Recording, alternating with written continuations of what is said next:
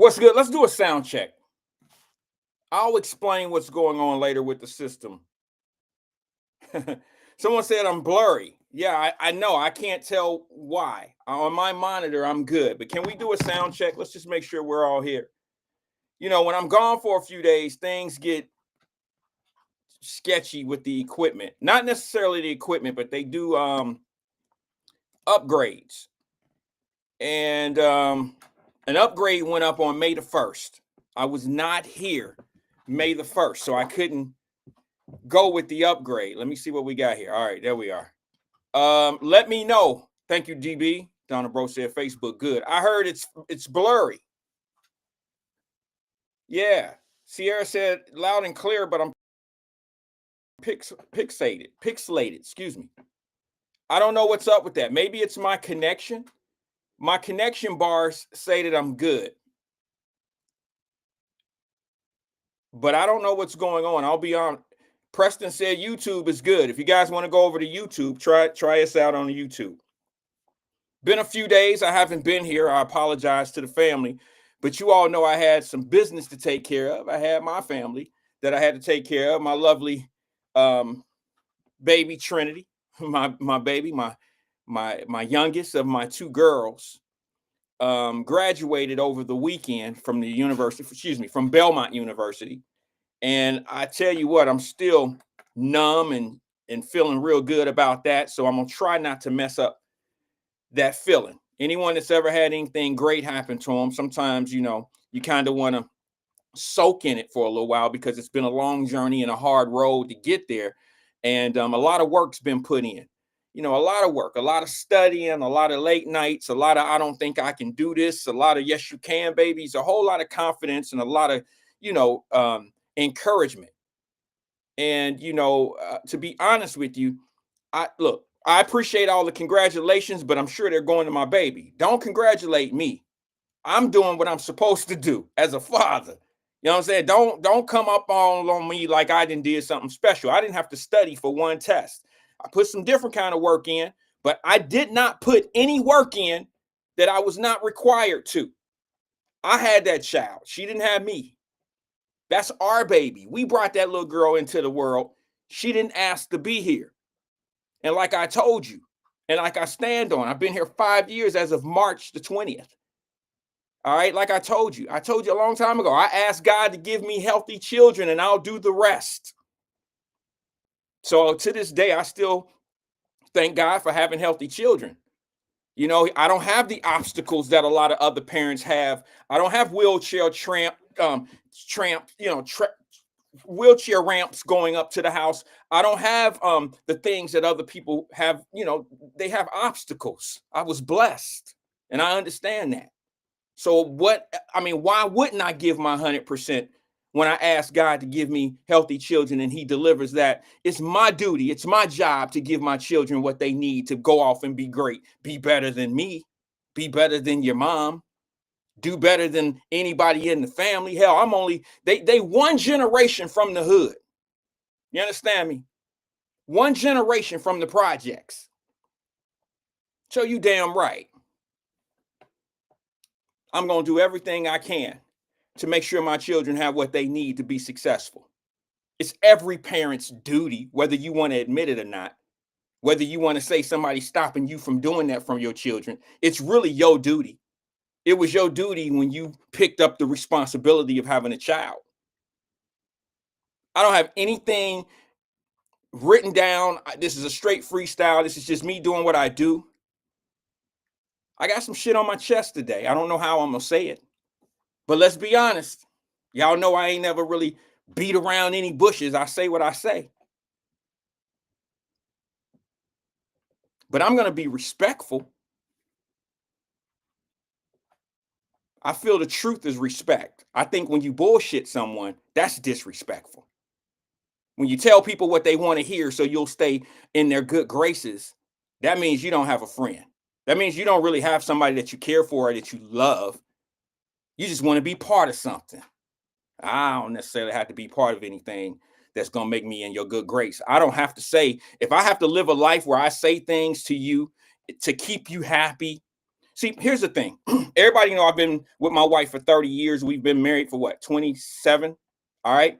One of the things I established with my wife, we're not going to do this happy wife, happy life shit. All right. We're not doing that. Fellas, we're not doing that. We're not doing happy wife, happy life shit. We're not doing that. We're doing happy me, happy you. We'll compromise in the middle. I don't do that. As long as she good, the house good. No. I told y'all a long time ago, and people was mad at me for saying it, but I'm gonna say it again. You show me a man that's giving his wife everything in the world that she wants, and she's never distraught, never angry, and he just running behind her, giving her everything she wants, so it'll be a happy home. Shit, I'll show you a miserable man. I'll show you a miserable man. If you got a wife and she's getting everything she wants, and you doing everything you got to do to keep her happy and keep a happy home, then you are miserable. You know what? I don't believe in that happy wife, happy life shit. I don't believe in it. Now, take it from a guy who's been married 27 years and been with the same woman for a little over 30. And you hear me? And y'all know, if anybody know me, y'all know that the only thing I do to keep things the way it need to be is all you got to do is respect her. All you got to do is respect her. She respects you, and understand we're gonna meet somewhere in the middle. But it ain't gonna be your way all the time. It's not gonna be my way all the time. It's not gonna be that. Happy wife, happy life. Then you with the wrong woman. You know how it should be? Honestly, this is my opinion, of course. It should be the woman should feel like I got to keep my man happy. You know what the man should be saying? I got to keep my woman happy. And that's where the compromise comes in. But if it's just going to be happy wife, happy life, that, look, it rhymes. I guess if you're writing a battle or if you're writing some type of rap album, I guess it sounds good. But the truth of the matter is, you show me a man that gives his wife everything and have it her way all the time because of this happy life, happy wife, happy life thing, I'm going to show you a miserable man. I'm just sorry. You show me a woman that's keeping her man happy and it's just his way all the time, no matter what, I'm going to show you a miserable woman. Somebody tell me I'm wrong on that. Now, it's okay for you to say, I keep my man, girl, I keep my man happy, all that old shit. Say it if you want to. And it's cool if you feel that way. He the happiest man in the world. I do this, I do that, I do it all for him, no matter what. Okay, maybe you do. Maybe you do. I can't fight that. I don't know everybody's relationship and their situations. I can't speak for everybody. But I'm just telling you. You show me a man that's doing everything that his woman wants, and it's her way because he's living that happy wife, happy life, huh? He's a miserable man. He got another woman. He got some other shit going on in his life. I can tell you that now. He keeping you happy for situational, maybe for a purpose, maybe because, it's cheaper to keep her. I don't know. There's a whole lot of other factors that can come in. But compromise is the true meaning of happiness. It's no different than a contract. I've never been in a negotiated contract. If I walk out happy, totally happy, the other team got screwed. If I walk out totally upset, I got screwed. If I walk out of a negotiation feeling like it went okay, it could have been a little bit better, I gave this up to get that, then I'm probably in a better deal. I'm probably in a good situation. It's probably like an even Steven type of a situation, a compromised situation. That's what I look for. That's what I look for. And then some of us, We go heavy on trying to keep, ladies, y'all so heavy on trying to keep your man happy, but it's only one-sided. I was thinking this yesterday. I was coming back home. I was at the airport. I don't know what made me think of this, but out of the blue, I just start thinking. I was like, how do I say this? How do I say this?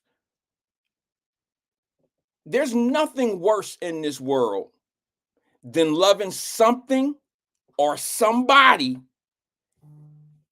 and it don't love you, or it or she or he don't love you back. I don't know a worse, other than maybe a loss of a child, loss of a loss of a loved one. I don't know any worse feeling that can take you in a deep dive of depression, a deep dive of misery, or a deep dive of low self-esteem. I'm sure a few of us have had that situation. Have you ever loved something and it didn't love you back? That go for people, that go for a job, that go for whatever you're doing. You know, I've been in that situation where I've loved something and it just didn't love me back.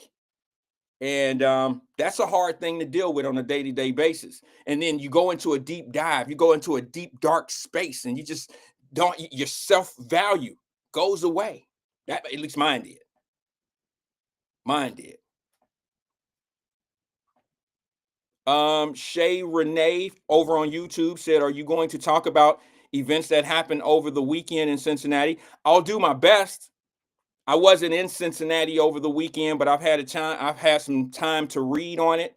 I've seen a few news articles, but I've never seen your name on here before, Shay. So with all due respect, you probably don't know how I do things here, but it's a legitimate question. So to answer your question, yes, I'll deep dive into it a little bit. I don't know what I can give everybody. I don't know what I can give you, because let me say this to you, Shay, not you specifically, but I'm just saying to everyone. I'm not one of those shows or a podcast or a conversation that's trying to convince anybody of anything. I say what I say from a point of view from how I feel about it. I'm not trying to convince you that anybody's right or wrong. I'm not trying to convince you how you should feel about it. None of that. I just give you my opinion. And maybe it fits into some, and maybe some people don't agree with what I have to say. But yeah, I will touch on that a little bit. But in this case, I'm kind of building up to it a little bit, Shay. And the reason being is because I had a great weekend with my family. I had a great weekend with my daughter, who is very close to the age of the guy that was tragically killed over the weekend.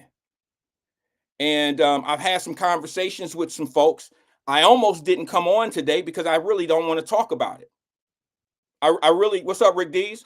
I really don't, I really don't want to have a conversation. You understand what I'm saying? Because I'm from both of those worlds that I'll speak about. I'm from 1335 John Street down in Law Homes, okay? I know the world that the young man is coming from.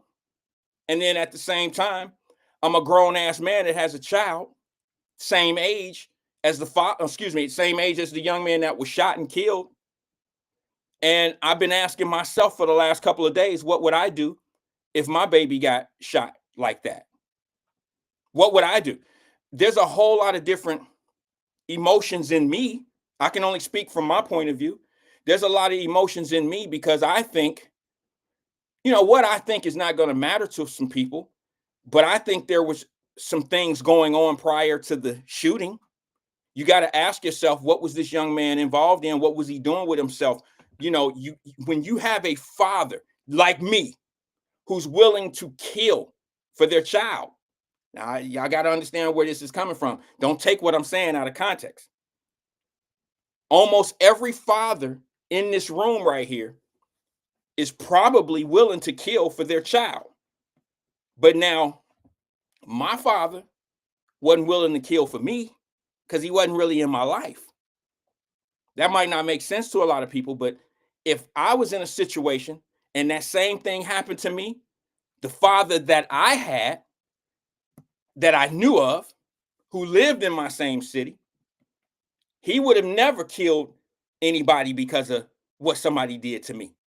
He wasn't in my life. If you cared that much, you would have been part of my life. So just to make something clear, what I'm about to say is a pure assumption of what I'm saying. And I don't really like to make assumptions, but this is kind of like it's almost like an assumption that I don't see how you can come up with any other conclusion. When you have a father that is willing to kill for his son, this father was probably engaged in his child's life. Isn't that a fair assumption? That's a fair assumption, right? I mean, help me out, family. Don't leave me out here by myself. It's a fair assumption that if a father is willing to kill for his child, chances are that father is engaged, is dealing with this son, right? You would think that he's in his life, right? My father, I can tell you right now, if this same thing happened to me 25, 30, 40 years ago, if this same thing happened, y'all wouldn't see my father in a courtroom because of some shit that he did to somebody. You wouldn't see that. You wouldn't see it. Sure, Alethea, you could call in. The phone lines are open. Oh, you know what? I don't have the phone line note going. Ooh, see, my software flipped over and I don't have everything set up like it used to be. So I'm really working on not knowing how a lot of things are working right now. All right, there's that number. Let me see if I can put the phone number up there. And I don't want to lose track of what I was saying, but let me just make sure I have, if I can put the number up. We got a few new faces here. Some people said they're new to the program, and maybe, there we go. I'll put it up, the banner at the bottom. Feel free to give us a call. All right. But what I was saying was this, and I don't mean to shoot shade. I mean, my life is my life, right?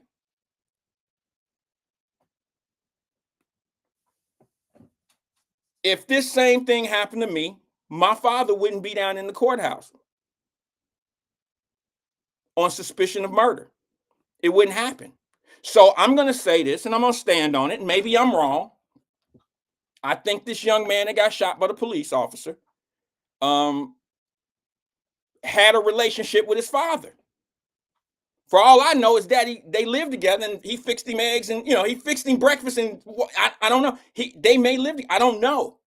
But when you go to the extremes of what this father has done, I lean to the side of he was in his son's life.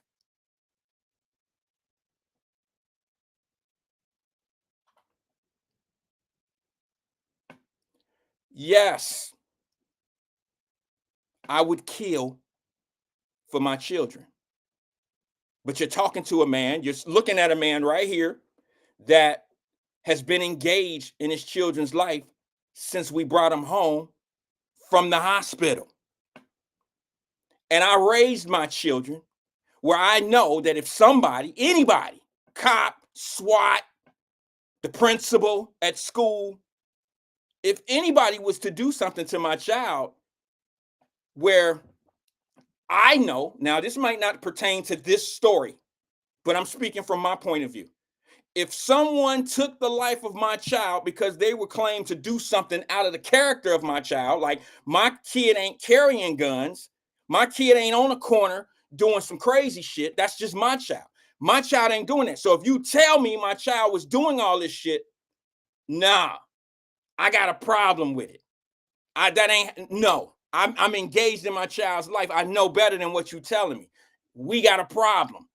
I might just lose it like this dad did. I tell you what I wouldn't do. I don't know if I feel comfortable saying I wouldn't do it, but I'll tell you what I don't think I would do. I don't think I would go off and punish somebody who had nothing to do with the situation. I think that's a fair statement. Even those that are on board, those who are not on board of, payback and all that old type of shit. I don't think that I live a life where payback is mine. But if I am going to decide to do some payback, I don't want, you know what, it's hard. I kind of forget where I'm at sometime when I'm talking. I forget that I'm on a platform that goes to many, many people. So I have to be careful how I say what I want to say. I'm going to say what I want to say, but I got to be careful how I say it. I don't want to promote violence, nor do I want to promote um, revenge and things of that nature. So don't take it for that. But I come from a school of I pay back where it came from. I don't just pay back anybody. I pay back where it came from. Say, for instance, that happened to me, and I got to go make you hurt like I was hurting. And you killing my family member and me going to hit somebody that you work with, I don't think that's the same feeling. Now, that's just me. I'm not trying to be funny, nor I'm not trying to, that's just not me. I got, I just come from I guess my mind would take me somewhere different. I'm not going to, you know, go hit your manager at the post office. I got to get somebody that you going to feel the pain that I feel. That was when I was living a certain type of life. I don't live that type of life anymore. Thank God for my grandmother who installed in me that revenge is not mine. And I can never pay back the person like God can pay them back. I'm not trying to be holier than thou. I was just raised that way. But the truth of the matter is, if that young man had a father like mine, we wouldn't be talking about part 2 of this tragedy. So for all of those that have something to say about the dad, I'm not going to sit here and say I don't understand, but I do have some questions. I'm not going to sit here and say I don't understand what the dad was doing. I don't understand why the dad would do what he did to hit someone that's not even affiliated with the situation. Okay? But I got questions of how it even got that far. Where, my first thing is this. I'm jumping a little bit, but I'm still on the same topic. I'm going to look at Cincinnati Police Department and I'm going to ask this one question to you.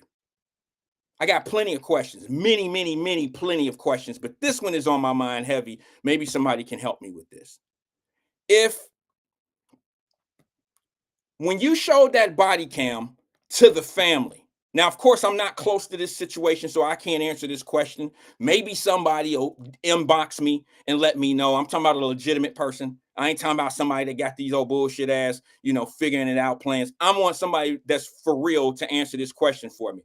When you showed the body cam to the family separately than you did the public, did you have anybody there that could help through this situation for the family? Maybe you did, maybe you didn't.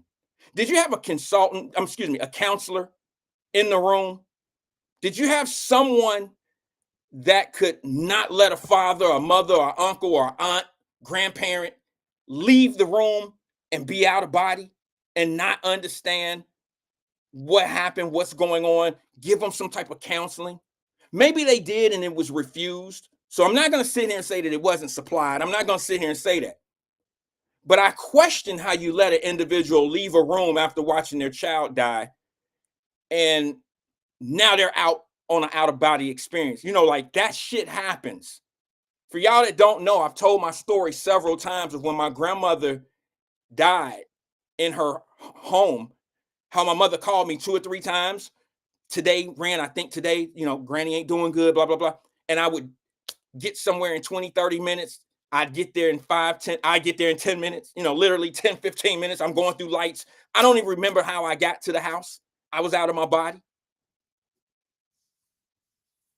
I probably had no business driving.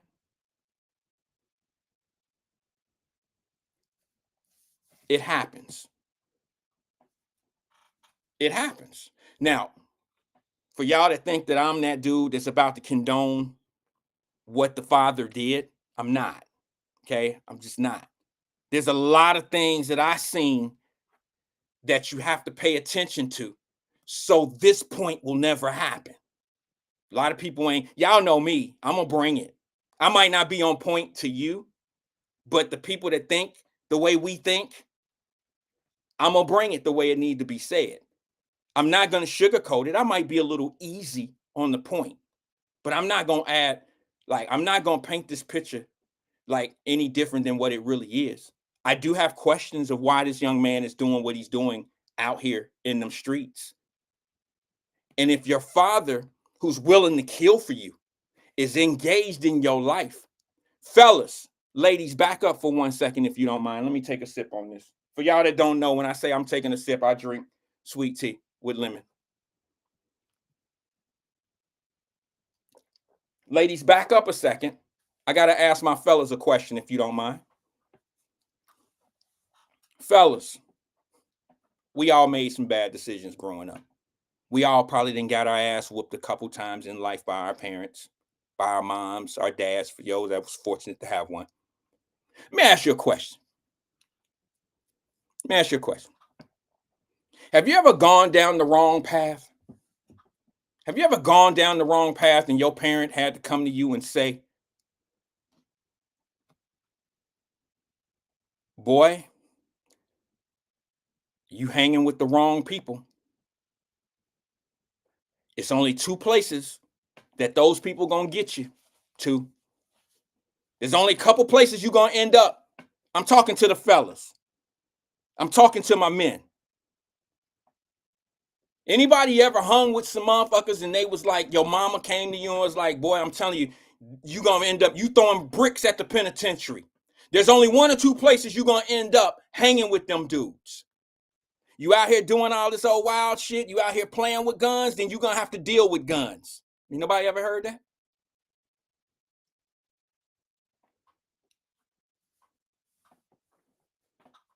Nobody's mama never told them dudes ain't gonna get you nowhere but in the graveyard or in a jail cell.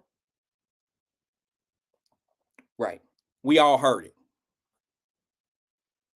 We've all heard it.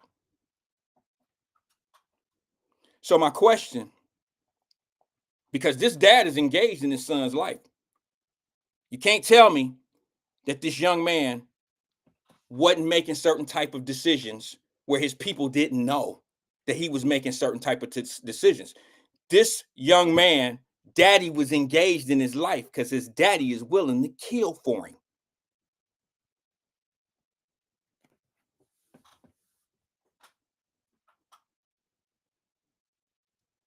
Listen.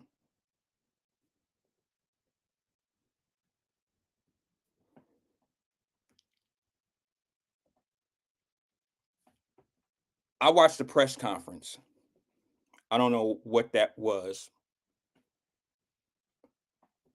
Besides all the questions that was asked, I'm going to leave all of them off the table. And I'm going to say this. And y'all going to think I'm shifting focus, but I'm not. I'm not. I think it's very relevant.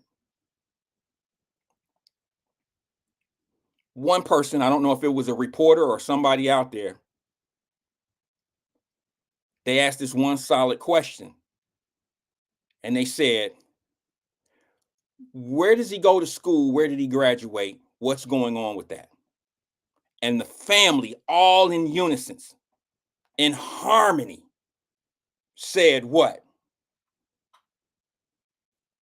He go to Don, but they closed down.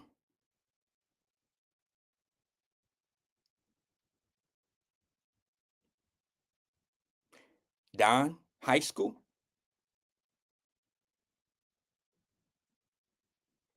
The school that we know recently closed down. Now, I'm not trying to say this is Don's fault. Okay. I'm not saying that at all. But what I'm saying to you is most children who end up going to Don, I don't know if that's their choice of school. I don't know if there's people lined up over at Withrow and Woodward. Man, fuck, I'm do my senior year at Don, man. Shit, I don't think that's the school of choice. I think that's a school that most people go to that have had challenges, school challenges, which means you didn't got kicked out of school, or I don't want to assume that everything that pushes you over there might be something negative or bad. I know some guys that went to that school, some youngsters that went to that school because they were out of school so much because of profession that they were in. I don't want to call it a profession. It wasn't a profession at that time, but they were working to become professionals. They couldn't work at a normal school like a public school. So that school, like a charter school like Don, provided the great, the setting they needed. That was years ago. But in most cases,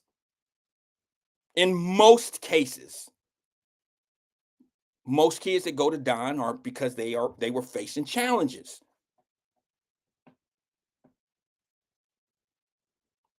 So it says a lot to me that this young man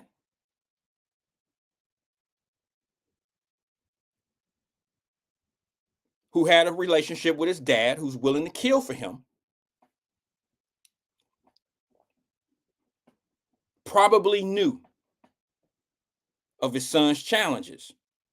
And I'm going to go back to my original point because we all know Granddaddy, no. The granddad was the one who said the most, said the least, but the most powerful. And he said the most. We all know that the dad was engaged with his son. So if he's been enrolled in Don and had these challenges, I'm pretty sure this dad, who loved his son to death, has had that conversation that most men has had. And that is, if you keep hanging with those people, they only gonna get you in one or two places. You're gonna end up in a jail cell or in the graveyard.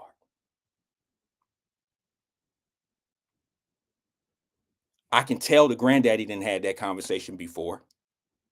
I know I'm not alone on that feeling. If you watch the news and you watch how the grandfather's handling things, he's a G. And I don't mean it in that one kind of way, like that street shit. I mean that the grandfather was probably the most balanced of the situation. He said, I seen two people scared in the video. I seen a cop that was scared, and I seen my grandson who was scared. Now he may have they seen it different than us. Okay, they were in a room and they seen it different. They were able to slow things down. They were able to do a whole lot of different stuff that the public just couldn't see. The grandfather is balanced. The grandfather said, I seen two people scared. I got to believe that. But I also say this, I'm sure the grandfather has made those same statements that what I said that all of us men have heard, who have done crazy shit now, done some things and been hanging with some crazy, some situations we had in our business we had no business in, and hanging with some people that we had no business hanging with.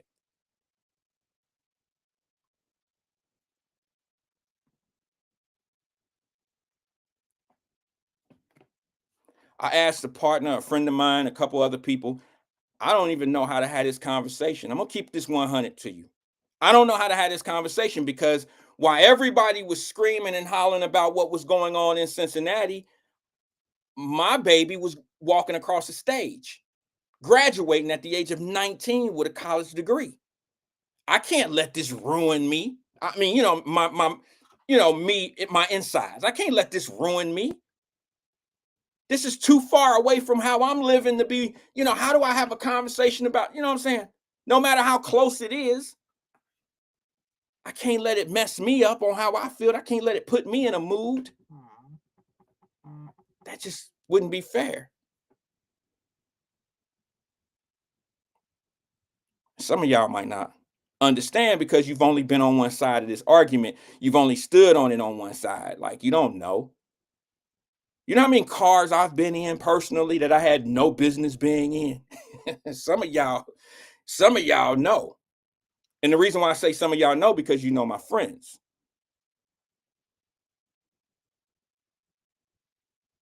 But I had what was the kid's name in Boys in the Hood? Trey. Remember when Trey got out of the car because it was time to go do some payback? Remember when Trey got out and he said, let me out. Doughboy, let me out. Sometimes those are the decisions that you have to make as a young man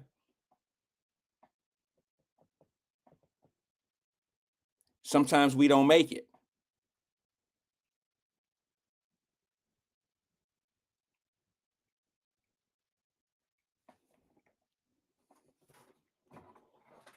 Excuse me.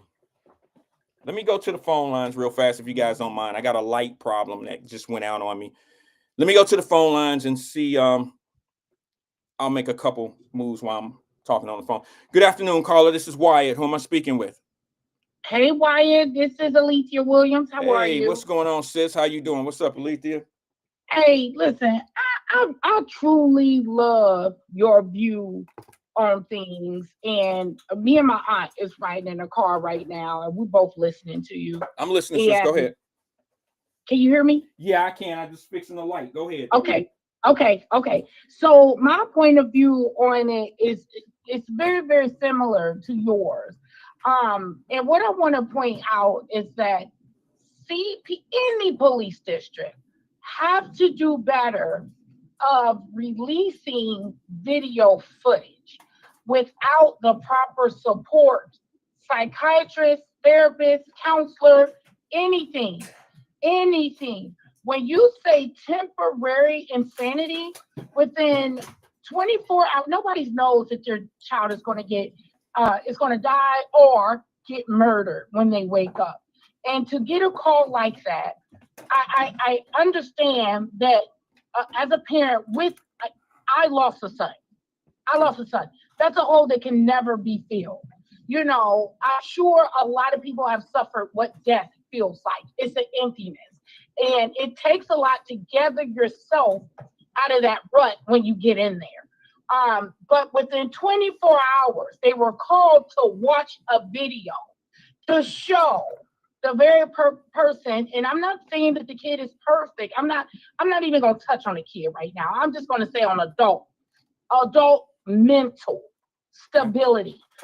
For you to know and have to show that, yeah, this is my dead son lying on this table. Yes, this is my baby. This is who y'all think it is. And then in 24 hours, you get to watch a video in the police district and watch this. And you feel that that's okay to say, oh, he walked out. Why do you think people are not people and not robots? We're not mechanically built not to feel and endure pain. Pain is at a level of losing your kid, no matter what happened to him, no matter what. That's still somebody's child. And for you not to have support there, you're negligent. And I hate to sound so aggressive, but this thing has been going on for so long and it's strategic. Why I comment to you sometimes on the outside of this, on the outside of your show. And there's things put in place, and I give you insight of what it was to go through their program. Okay. And why I no longer work in their program. Okay. There's things within me that don't align with the procedures that they have. Now, what human can watch a video and walk out on a straight and narrow? I agree. Why aren't there support there for the father that just lost his son 24 hours before? Viewing his body, identifying the body, and now y'all going to show me how he got killed. So the normal mind, I'm going to say normal, because we all know what happened to him mentally. He tapped out. But the thing is, when you're looking at it in a normal perspective, we still don't know who's at fault. The police or the boy. The police or the boy. But the first thing you'll say, the boy shouldn't have the gun, right? But other people are going to say, he can have a gun. We're all legal to have a gun. But did he point the gun? A mentally unstable brain can't even think and put all that together. He saw his boy murdered. And everybody always say on this show, on this particular show, where's the mama? Where's the daddy? He showed you his village. Showed you everybody's perspective.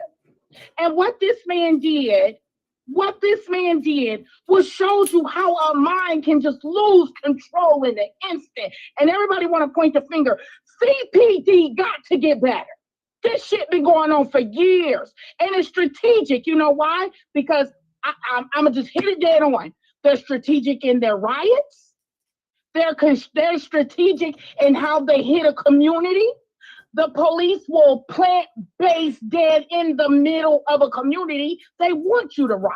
You don't see this in Loveland, Amberley Village. They go to the hood that they feel can take the pressure of being demolished. They go to those areas because the people are not mad at the people. They're mad at the police. So they put a bunch of police in the middle of warland. But go outside of that and see what happened to you.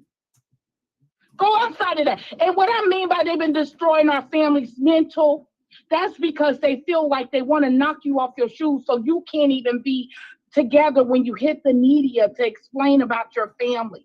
They want to mess with your mind. Tell me who can take that, Wyatt. Who can literally sit here, no matter what their kid done, and watch a video of their child being murdered and walk out there the same person who never walked in the right way? Why aren't things in place? Because even when a unstable mental person is involved in a crime, they can't even indulge without having the right support there.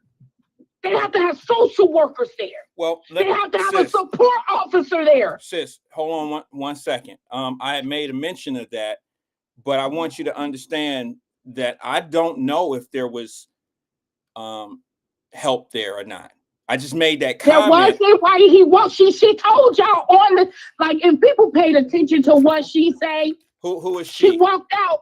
The chief. Okay. She the chief said of police. He walked out during the video, and we got the call right after, like close enough. You get what I mean? Yeah. It should be support. There is no. What do you think he was gonna do? What do you think? He's just gonna go home, lie down? This man's angry because grief comes in stages.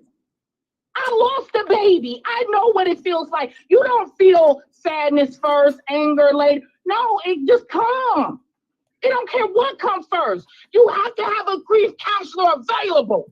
Yeah, but you have to. Sis, did somebody inform the? Did I miss something?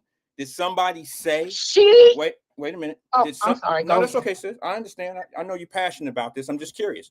Did they say that a grief counselor was not present at the time of the video watching? There's never a grief counselor available. I'm gonna tell you, it's the reason why they bring you in.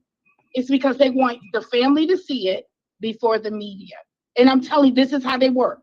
This is how they work. I've been through it. That shit ain't for me. It's not for me. It's created for a person that don't have a heart or don't care about going home lying down after what the hell just happened. I understand, sis, but it's never a grief counselor there. They only want the family there because they done watched it. Their lawyers have watched it. CPD, they have their whole system together before they even show it to the family. The family only get to see it because they feel like they got a right to see it before they release it to the media. Right. That's the only reason why they're giving it to you. I understand that. But I'm just asking. There's never a grief counselor, therapist. For real, in all honesty, sit them people down in front of psychologists before you show them this. Everybody mental can't take that type of vulgar stuff. Like it's crazy that they just identified the body 24 hours before. But I'm agreeing with everything you're saying, and I'm not taking up for what happened. I'm just saying the police, they do this strategically to make you feel like the family is mentally unstable. That's why the boy did what he did. It's a storytelling hour. You think the lawyers didn't tell them what to do, what to say, and how to do it? That's what the police and the media are friends. Okay. They're friends. Okay. I'll scratch your back if you scratch mine. Well, I'll be honest with you. Strategically, I'm not vouching for what the father did, but I watched. No, me No, either. no, no. Let me just make a point here. I I, I watched Clyde Bennett in court this morning um, Mhm, use the mental strategy. That's going to be his. I guarantee you, the defense is going to be. It's going to be a mental situation. You understand what I'm saying? And that's why Clyde Bennett agreed with everything that the prosecutor was saying. He pretty much allowed the prosecutor to make his case this morning when they come forward um with their defense. And it's going to be, I guarantee you, some of it is going to fall back on how this film mhm, was viewed by the family. I can guarantee you that. mhm, And it's going to be mhm. something to the level of he lost control, he lost his mind, and it's a shame, it's hard, but um it's going to be part of the defense. And But I get that. I get that, and I understand why they chose Clyde Bennett. But the thing is, and to be totally, I hope this never happens to another family. You know, in the defense and well, all that, they can work this thing how they want to. But I hope this never happens. Like these are the things that I always talk about to my children. It's like, yeah, the people will force you in a position that you have no idea you're about to be placed in.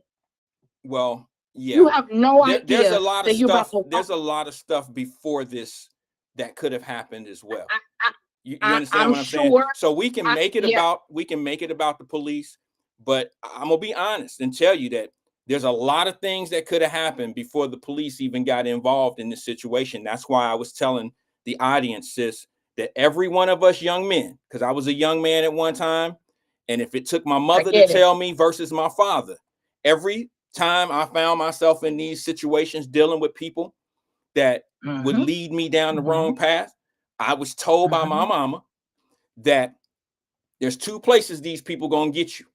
One is in a jail Hmm. cell or in a grave. We as young men have always heard that.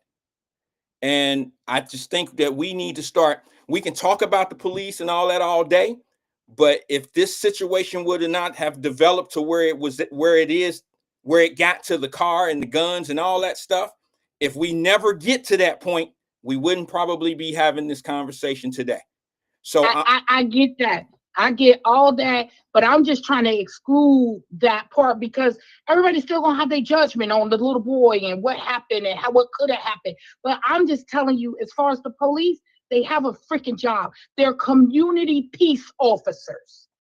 Their peace, their job is to create peace in the community. There's no way to create peace when you're showing him a violent video of his now well, deceased son without support. Wyatt, that's all I'm saying. Like I they agree. have an obligation. If you got it for criminals, have it to protect these families that walk outside that door. Why, if there's nothing, you show the video and then see you later. You talk to your lawyer. I'm gonna talk to my lawyer. We need a copy of it, and that's it. Wyatt, that's not okay. That's not okay. And I get everything you're saying about the little boy. I'm just going more into a community. You cannot send people in the community that way. And even with the officer, the retired sheriff, this thing has spread so far. Why? If somebody would have just grabbed that young man's hand and said, "Come here, come in here, let me speak to you real quick," you know, talk that man down out of his anger if he was able. There was no support, and I believe Clyde will win because all these years, all these years, only thing they created was support for the mentally unstable when engaged in crime. That's not okay.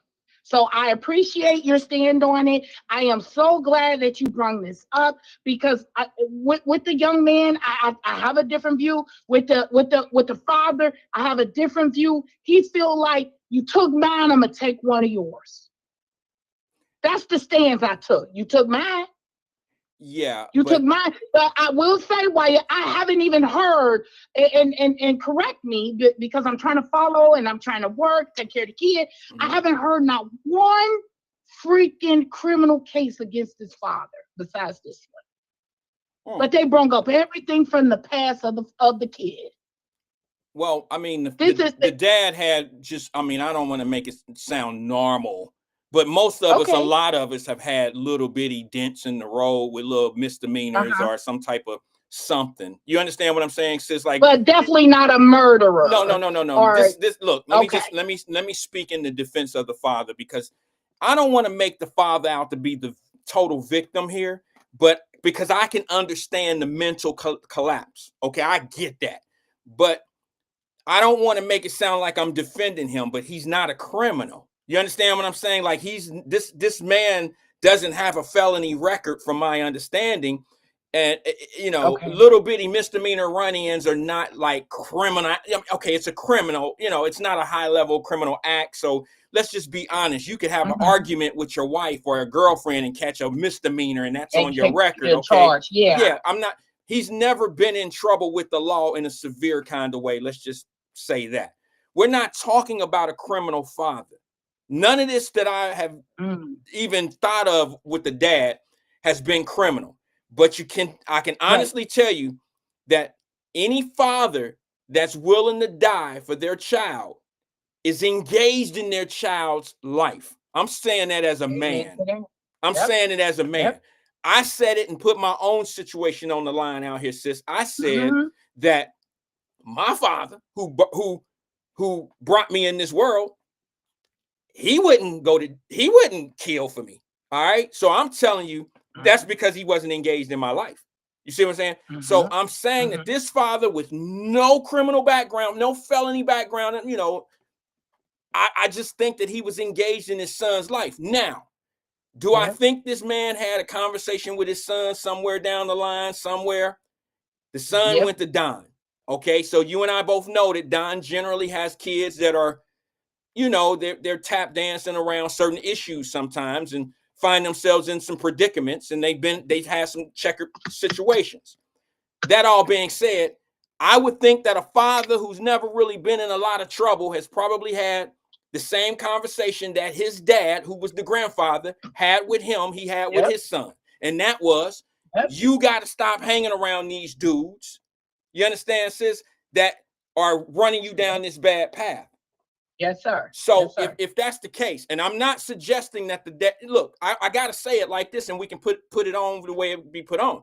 If I'm warning my Hmm. child to stop being with certain people, hanging out with certain people, if I'm warning them of that and telling them what the only two options are in life with that lifestyle, how could I be, you understand, distraught when something actually happens? Like, let me ask this question. If this would have been another kid on the street that shot, if it would have been a 17-year-old that shot this 18-year-old instead of a police officer, would this dad had went and shot somebody in the other kid's family? Or would he have just shot somebody that was hanging out on the block, or just revenge of somebody that's doing the same thing that his kid was doing? That's a legitimate question. But to go out and just hit somebody that's innocent, sis, I can't agree with that. I can't agree with that. I understand there's a mental situation going on, but I just don't know. I, Look, I don't know how to take this because I think this young man, I'm going off of what Hmm. I seen with the grandfather. I think this young man had the support he needed Hmm. to be able to stay out of that lifestyle. But like I'm wrong in this case. I've always said we need more men in our kids and our little boys' lives and our young men's lives. And if we had more men at home, they wouldn't do this and they wouldn't do that and blah blah blah. Now here I am confessing that that's not always the case, because some of these kids do have what they need at home, but they just choose to do the other thing. And I hate Hmm. to say it Yep. like this, family, Yep. but that dad is willing. Y'all understand the power in what I'm about? Yeah, The you dad put is your life willing on to the line kill for for his your son. kid. The dad Yep. is willing to kill for his son, so he was engaged in his son's life. Yep. Okay? Yep. The Yep. son did what he wanted to do. Unfortunately, this is what it leads to. This is where it got him. And his Mm. father and the whole family is paying for a decision. Decisions. The decisions that some of these young folks are making. Don't act like this is the first 18-year-old black body that's been on the ground of Cincinnati. In the last couple months, there's been 6 or 7 of them. Oh, it's been several. So, It's been several. so It's now been several. that is a cop, a police officer involved. Here's the thing. Anybody that know, look, y'all don't have to love me for making this statement, but I just speak what a lot of us talk about. When you play with guns, you're gonna have to deal with gun shit out here. And a lot of people don't understand that they're street dudes and then they're street cops. And they all playing the game that we used to wake up and play as little boys. We would shoot each other with the fake guns and get up and do it again tomorrow. But at a certain point in life, the shit is not fake anymore. It becomes real. Right. Okay, and you can't be out here playing. His father laid his life down. It's over. It's over. Well, for a father to be put in that position of the teaching and the son not listening, I get all that. But at the same time, as a community, we have a responsibility. And I'm going to tell you why. When the media came out with this with this sheriff, and my heart goes to this sheriff family because they had absolutely nothing to do with it. But when the chief comes to the scene and say, oh, this on purpose, this is the father of, they connected the two without even investigating, and they put it in the media. Wyatt, pay attention to it. That's what I'm trying to tell you. They knew what they sent out there. They attached it before anybody ever knew that this sheriff was dead. They say he did it on purpose. He just watched the video. So what I'm saying is they have to have an organization. Sis, that's a strong available. Sis, let me just say this to you. That's a strong assumption. Okay, that's a strong assumption. Wait a minute. I'm not saying you're wrong, but you're guessing that a man who has very limited ties to the police and criminal record at all, you're giving That's what I'm trying to tell you. You're saying that they knew that this man was going to go out and cause this act of violence. No. What I'm saying, they attached this act of violence before finishing the investigation, Wyatt. That's what I'm trying to explain. I'm going to be honest with you, I don't know if you misheard me. When they got on the scene, they attached him to, this is the father of the boy who was killed yesterday. It was all through the media. That was the headline. Right. No, I get it. It wasn't that a man just killed a sheriff. Well, because it wasn't just a man. It was a relevant story. I mean, before the investigation is complete. Well, I mean, let me just say this. It would have been a very, very, very odd situation for this young man to have been shot and killed, and then his dad go hit a police officer. No one said that he did it on purpose. I heard the story. I heard that it was the father of the young man that was shot, but I don't think that I still just in court. Hold on. In court, I heard the prosecutor say that that's why it's called aggravated murder. He's being charged with aggravated murder because they saying he intentionally tried to do this. But I never heard what I saw. He intentionally. Huh? I didn't hear you. That's what I heard too. That's what I heard too, was he intentionally did it. Right. Yeah. But that's what I heard in court. I didn't see any news media or any, I heard the social media squad. I heard everybody in social media. It was on the news. It was on the news. Yeah. And I'm not trying to prove you wrong. I get what you're saying. I'm just saying. This ain't a matter of right or wrong as far as our points. Yeah. I was just trying to tell you, yes, they did say that it was done on purpose because that's what aggravated murder is. You see what I'm saying? Okay. But that's a court charge. Yep. I'm saying that when he viewed the video, I'm questioning the motive. You're saying that they let him see that video and then they just let him leave and they knew he was going to go out there and do something. I'm saying that a guy that has very little contact with the courts, with I just don't know if they that damn smart to say that he going to go out there and do some shit like that. I don't think so. That's what I'm trying to explain to you, Wyatt. Okay. That's why I'm trying to explain to you that there needs to be a system. Right? If you see there was a need for the community to deal with certain type of mental instabilities, right? Their ability can't have them make sound decisions. So that's why they bring the supportive people on scene, Right. right? No, no, That's I why they agree. switch out. Wait a minute, give me 1 second. That's why they switch out guns. Like, okay, we understand we may have to take control, but what I'm saying is be more sound when showing families that are not involved in crime these videos that they will never get out of their mind. That's all I'm Well, saying. sis, But let me I'm gonna say keep this. listening No, no, to no. Let you. me say this I'm gonna because you keep might listening. respond. Okay, That was my okay, initial okay, point.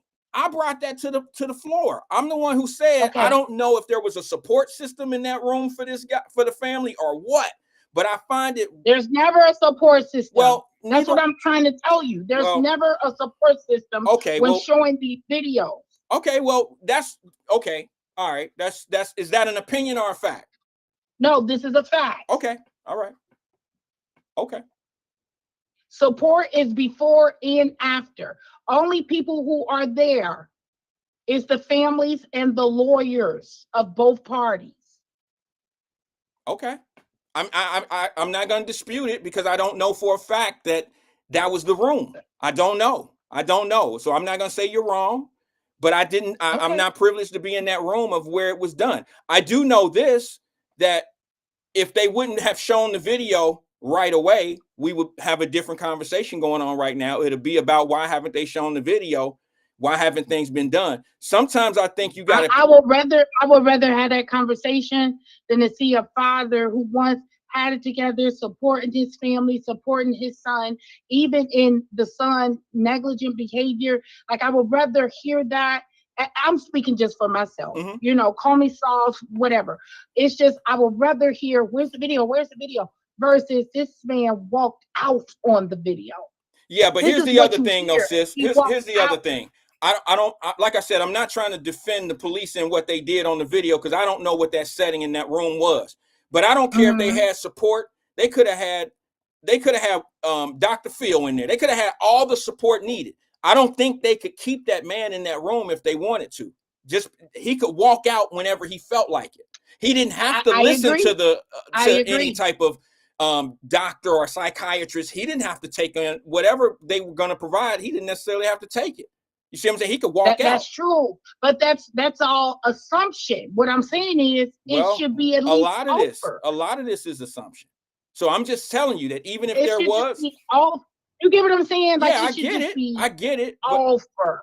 I get But it, but yeah, we I'm gonna don't I'm gonna know. keep listening. I'm gonna keep listening to you because I gotta run in here. Okay, But sis. I'm gonna keep listening to you, and I definitely want to thank you for having this conversation and having it open with no judgment, just hearing it. You know what I mean? Yeah. Like because everybody be like, "Oh, you taking up," and what do you think about the other family? I'm not speaking of none of that. I'm just speaking on this part that I know. Like this is why things need to be put in place because nobody can walk out of a place knowing you just lost a child, no matter what the age is, and then watch the video of their child being murdered, no matter what, and just run out. The people need to have, that's why you always have somebody with you Right, because you right. need support, just in case of a breakdown. Some people can handle it, some people can't. It just need to be offered. That's all I'm saying. Our city need to offer that type of support when anything like this tragic happens. I got you. That's all All I'm right, saying. sis. But No, I I love you agree. much, I okay? love you too. I love you. Yeah, Okay. I agree with you there. I Okay. can't disagree with that at all. All right. Appreciate Okay. you All engaging with right. us, Talk to sis. you soon. All All right. right. Bye Talk. bye. Bye bye. It's Alethea. Now, y'all do understand. I agree with what she's saying, but I don't know for a fact that support wasn't there. They could have had a police psychiatrist or some type of person in there, a consultant or somebody, some type of grieving partner. Somebody could have been in there. I don't know. But to just say that they didn't and none of us really were there. And here's the thing. I don't care if they had 6 of them sitting in the room, one for every family member. You don't have to stay in there and listen to that. I seen what I seen. I got to go. I'm gone. I'll holler at y'all. But if there was no support in there, yeah, of course, here's the thing. I guarantee you this, sis, we'll know soon because when when the father's trial begins, I'm sure that information will come out. I'm sure that information to come out has to because that's pivotal. if I mean, if you really think about it, if it wasn't offered, it could be some liability there. I don't know. I don't know. I have to read the code on that. I have to read and see. I'd have to really look at it and say, hey, you know what? Yeah, this is standard procedure, but they didn't follow that. I don't know. You know, I can get into this conversation a lot better than I can about the young man. But I'm just going to say this. We already know that if the young man's situation was dealt with different, we wouldn't even be having the daddy conversation, the father conversation. We wouldn't be having it. And I'm guilty. I'm going to say it because a lot of people think I just be like, oh, I don't never do nothing wrong. It's not that at all. I just stick on my circle on my points. I think about what I say before I say it.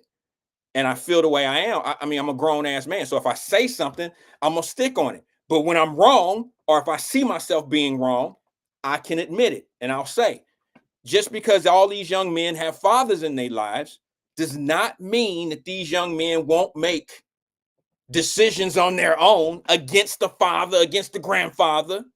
It happens. There's a bunch of guys in the penitentiary right now that had a father that told they ass the same thing that I just told you about. Keep on playing with them dudes and them guns. It's two places you're going to end up. One of two places, either in a jail cell or in the grave. A lot of people ended up in the jail cell, not necessarily the grave. We can get into what the young man was doing and what it was about. I just don't feel comfortable because I don't feel comfortable having that type of conversation because I don't know enough about the young man. I don't know him to be able to pass judgment. I do know what was wrong with the situation. The obvious is wrong. Stolen car, stolen gun, running from the police, being out with a bunch of dudes that, yeah, all that shit is that's gumbo of nonsense. Somebody got to say, tell the truth about that. But I'm an advocate for fathers. I believe it's pivotal for fathers to be in kids' lives. I don't think it's fair to say, well, where was this young man's daddy at? No, I can tell you this right now, like I told you at the beginning. I'll kill for mine. But I'm engaged in my kid's life. Show me a daddy out there. Ladies, fellas, back up. Back up.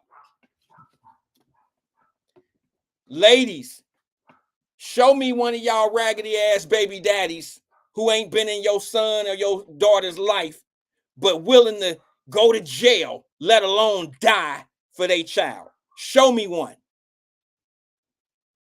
Show me one. Show me a dude that's not engaged in his son's life. Don't spend no time with him, just had him. That's me. But he's willing to go to jail. He'll take a case for your son. For y'all son. Shit.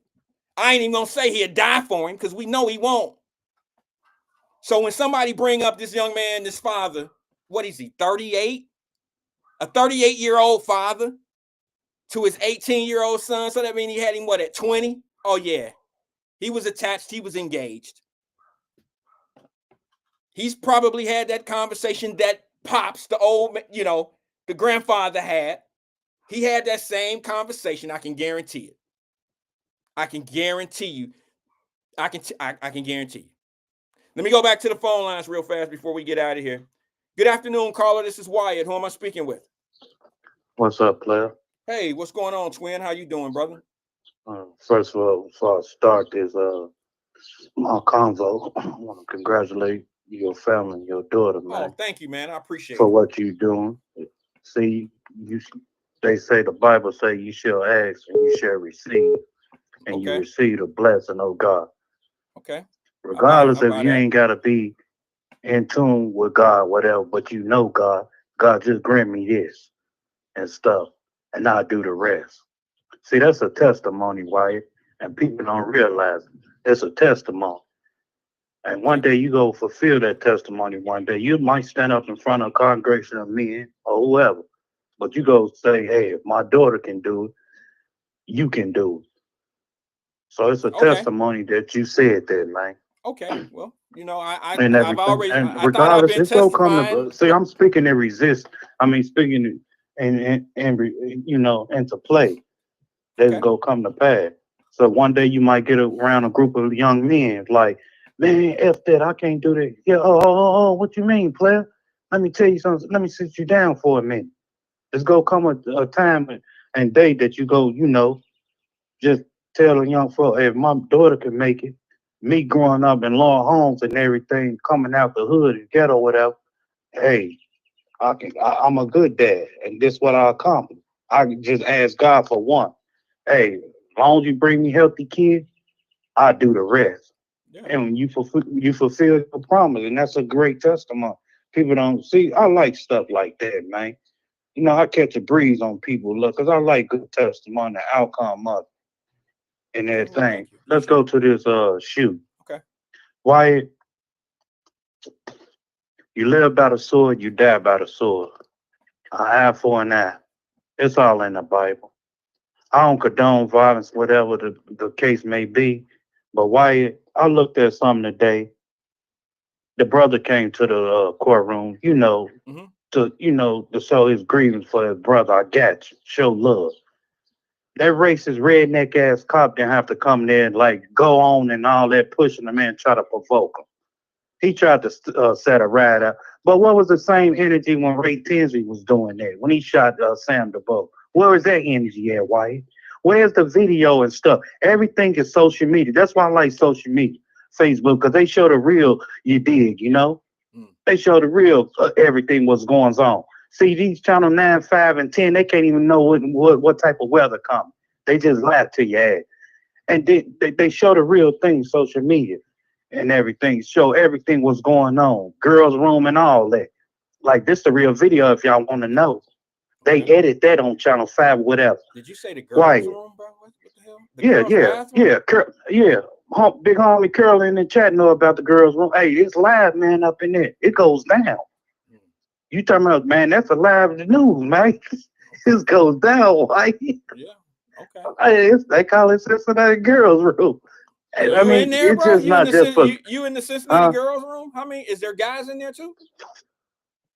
I mean, everybody engaged in that. Oh, I It's a didn't know, bro. community thing. Damn. Ah, shit. I was just asking. I was just asking. Yeah, I mean, don't it It ain't no don't just for sound like a girls. place for me. It says girls' room. It don't sound like it's Hey, supposed to be there.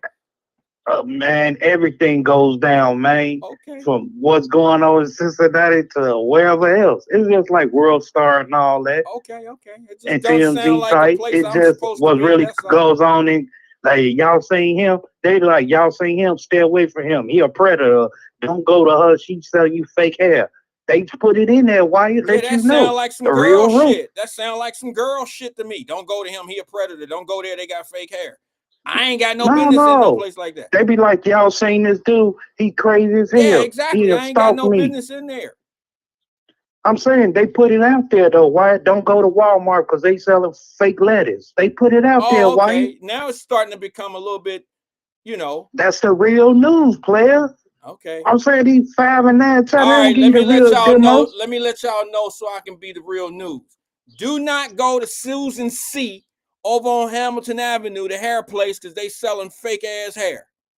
Hey, That they work? put it in there, player. They put it in there. They put it in there. Okay. Yeah, All right. yeah, All right. yeah. Now I'm Curly on know. point. I'm on point. Don't go to Susie Lee Lane because they selling fake hair. Yeah. Okay. Well, I put it in the chat then in the girls' room. All right. You join a group and stuff. Hey, they put it out there, man. Hey, Wyatt, let me tell you this, man. I'm about to tell you something. Wyatt, when you're in your right mind, man, everything goes. When you're in Wyatt, your right mind. when you when you're not in Okay. your right Okay. mind, Okay.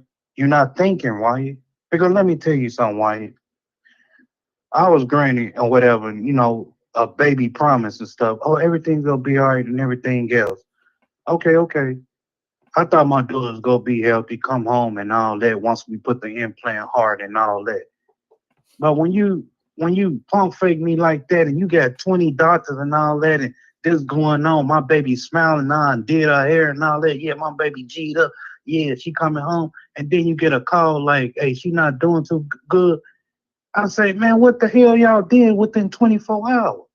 Well, I want to crash out, man. It was my baby mama. Thanks to God and my baby mom. And so I didn't do because I want to beat everybody else up in here. 15 people up in there. And don't nobody know what's going on, what she diagnosed with. I'm ready to crash out. But you know what? I said, F all y'all, I'm gone. I said, you can stand there and listen to this bullshit if you want to. I'm not going to listen to it. I want to, because it was so heated. Why I'm going through not sleeping and going to work and here every day and monitor my baby like she gonna make it G, she gonna make this, and all that. But let me tell you something, Wyatt. Thursday, on a Thursday, September 16th, 2021, 5:01, I had to use the bathroom so bad.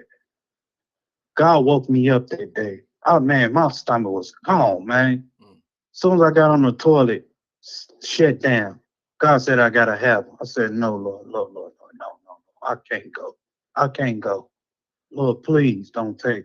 And then I had to accept the fact I wasn't crashing out at the funeral and everything like everybody else, but I was happy though, because she ain't gotta suffer no more. And you know, I used to question God because I used to question God back in '03.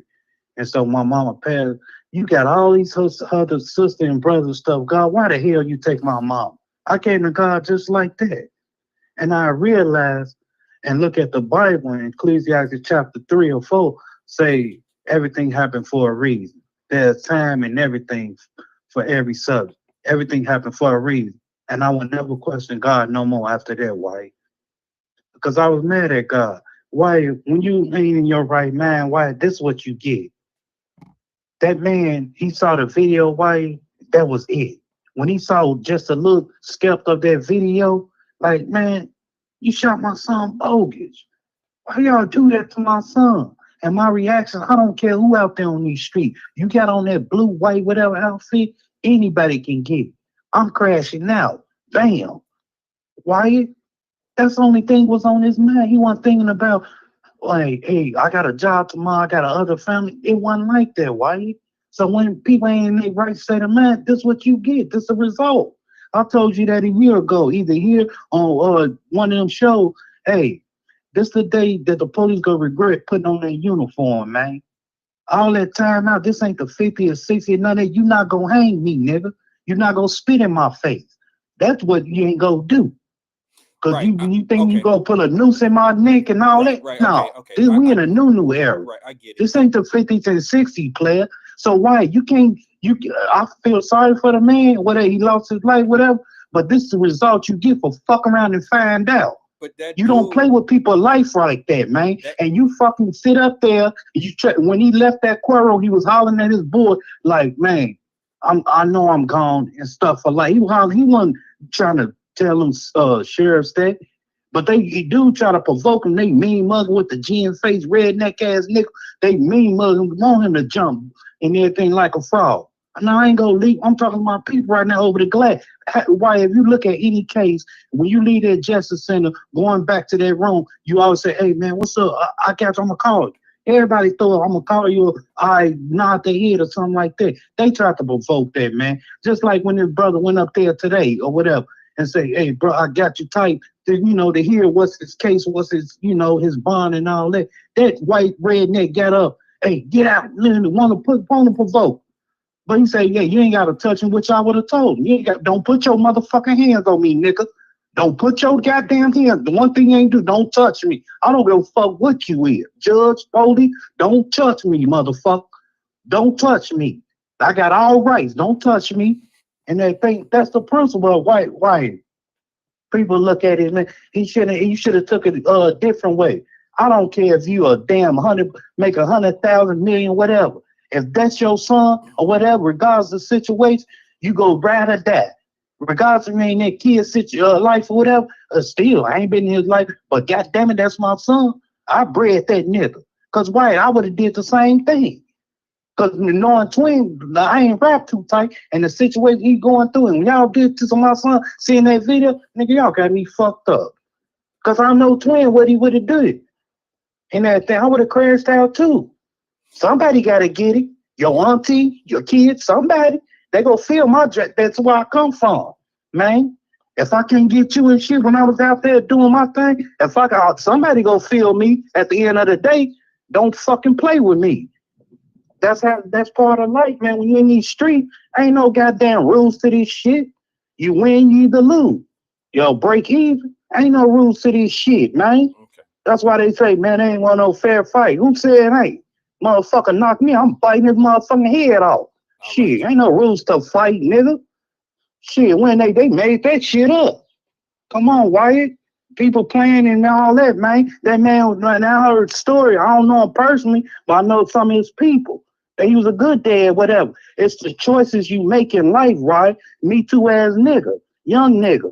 Oh, that's my nigga. I'm gonna ride with him. I'm gonna do the why we did it young, man. And that thing, we grew up together and everything, grouping and everything. And then let's do this and all that. So you don't know what your son do until he hit the fan. Be like, hey, little Rod down there clowning, man. What? Then you go check him and all that. But some of us don't know, man. You can be a good kid and everything, yeah, but you don't know, man. You keep a track of them, but you really don't know what's really going on. You think your son, a square, but at the same time, your son been robbing that liquor store 15 times. You don't even know. Then you hit the news, man, what the hell? You shocking about it. So I can't knock that man for what he did. His emotional, man, his flesh. Man, fuck this. I can't take it. In that video and everything, they should have waited. No, we go wait. I'm not gonna do this. We go wait. Those some stupid ass local leaders and that cheap. They dumb as fuck. They should have waited, man. But you showed that video too fucking soon. It was too soon that you showed that video. I understand. I would have said, no, I can't show y'all this. Because you go stupid as hell, man. They want something to jump off like. All right, y'all bro. crying about this Trump shit and all that and everything. And this what the results y'all get? Come on, man. Y'all gotta think, man. Think. There's too much going on. Y'all just fixed the banks. Now what now? All right. Now the sheriff will be out there on dummy mission. Ready to cut for motherfucker. Now it's back to what? 2003 when y'all hit that ride, right? 2001?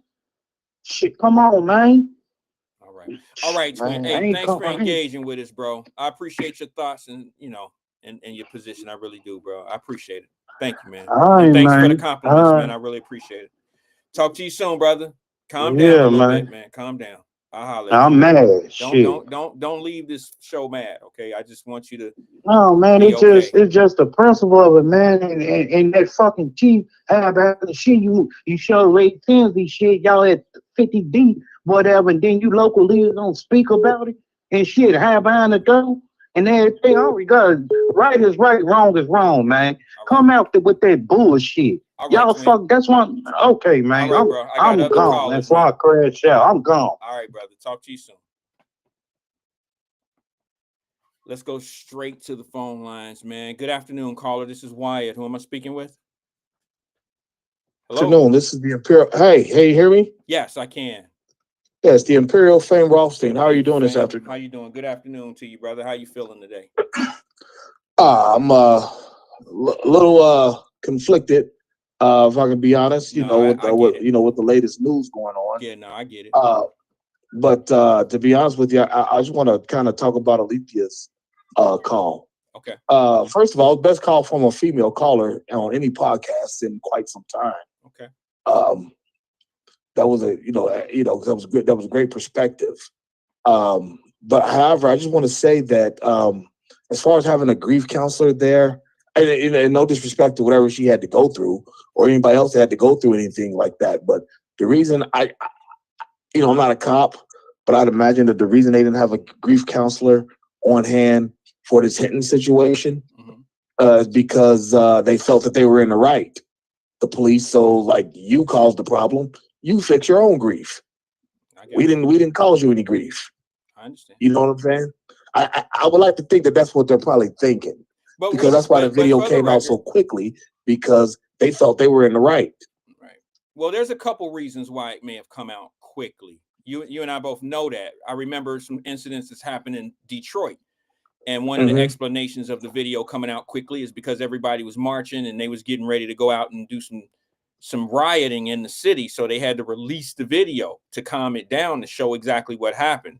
You know, that's Mhm. and for the record, let's just be honest. For years, I mean, years ago, videos of this sort would take forever to come out. Remember those Exactly. days? Remember that? Exactly. It would take Hell so yeah. long to come out, and people would be like, yeah, they doing some bad shit. They covering it up. They doctoring the video. They doing this.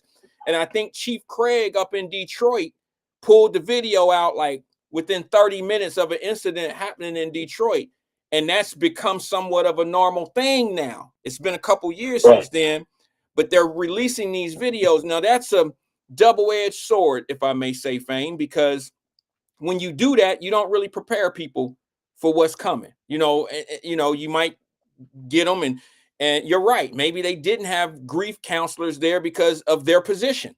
They felt like, hey, this is it. We're right. We don't have any. An investigation is going on, but we feel like we're going to show you this because this is what happened, and we feel like we're right in this situation. I think that you might have a strong point, because if they felt like they did something wrong, they probably would prepare themselves to be able to handle. I'm sure legal from the CPD would be on top of this and say, hey, we need to prepare ourselves. Let's cover all bases. They're not new to something like this, to a situation like this. So you might have a point. I think maybe they felt like their position was solid, you know? Yeah. And lastly, the guy, the dad got up and walked out of the viewing room.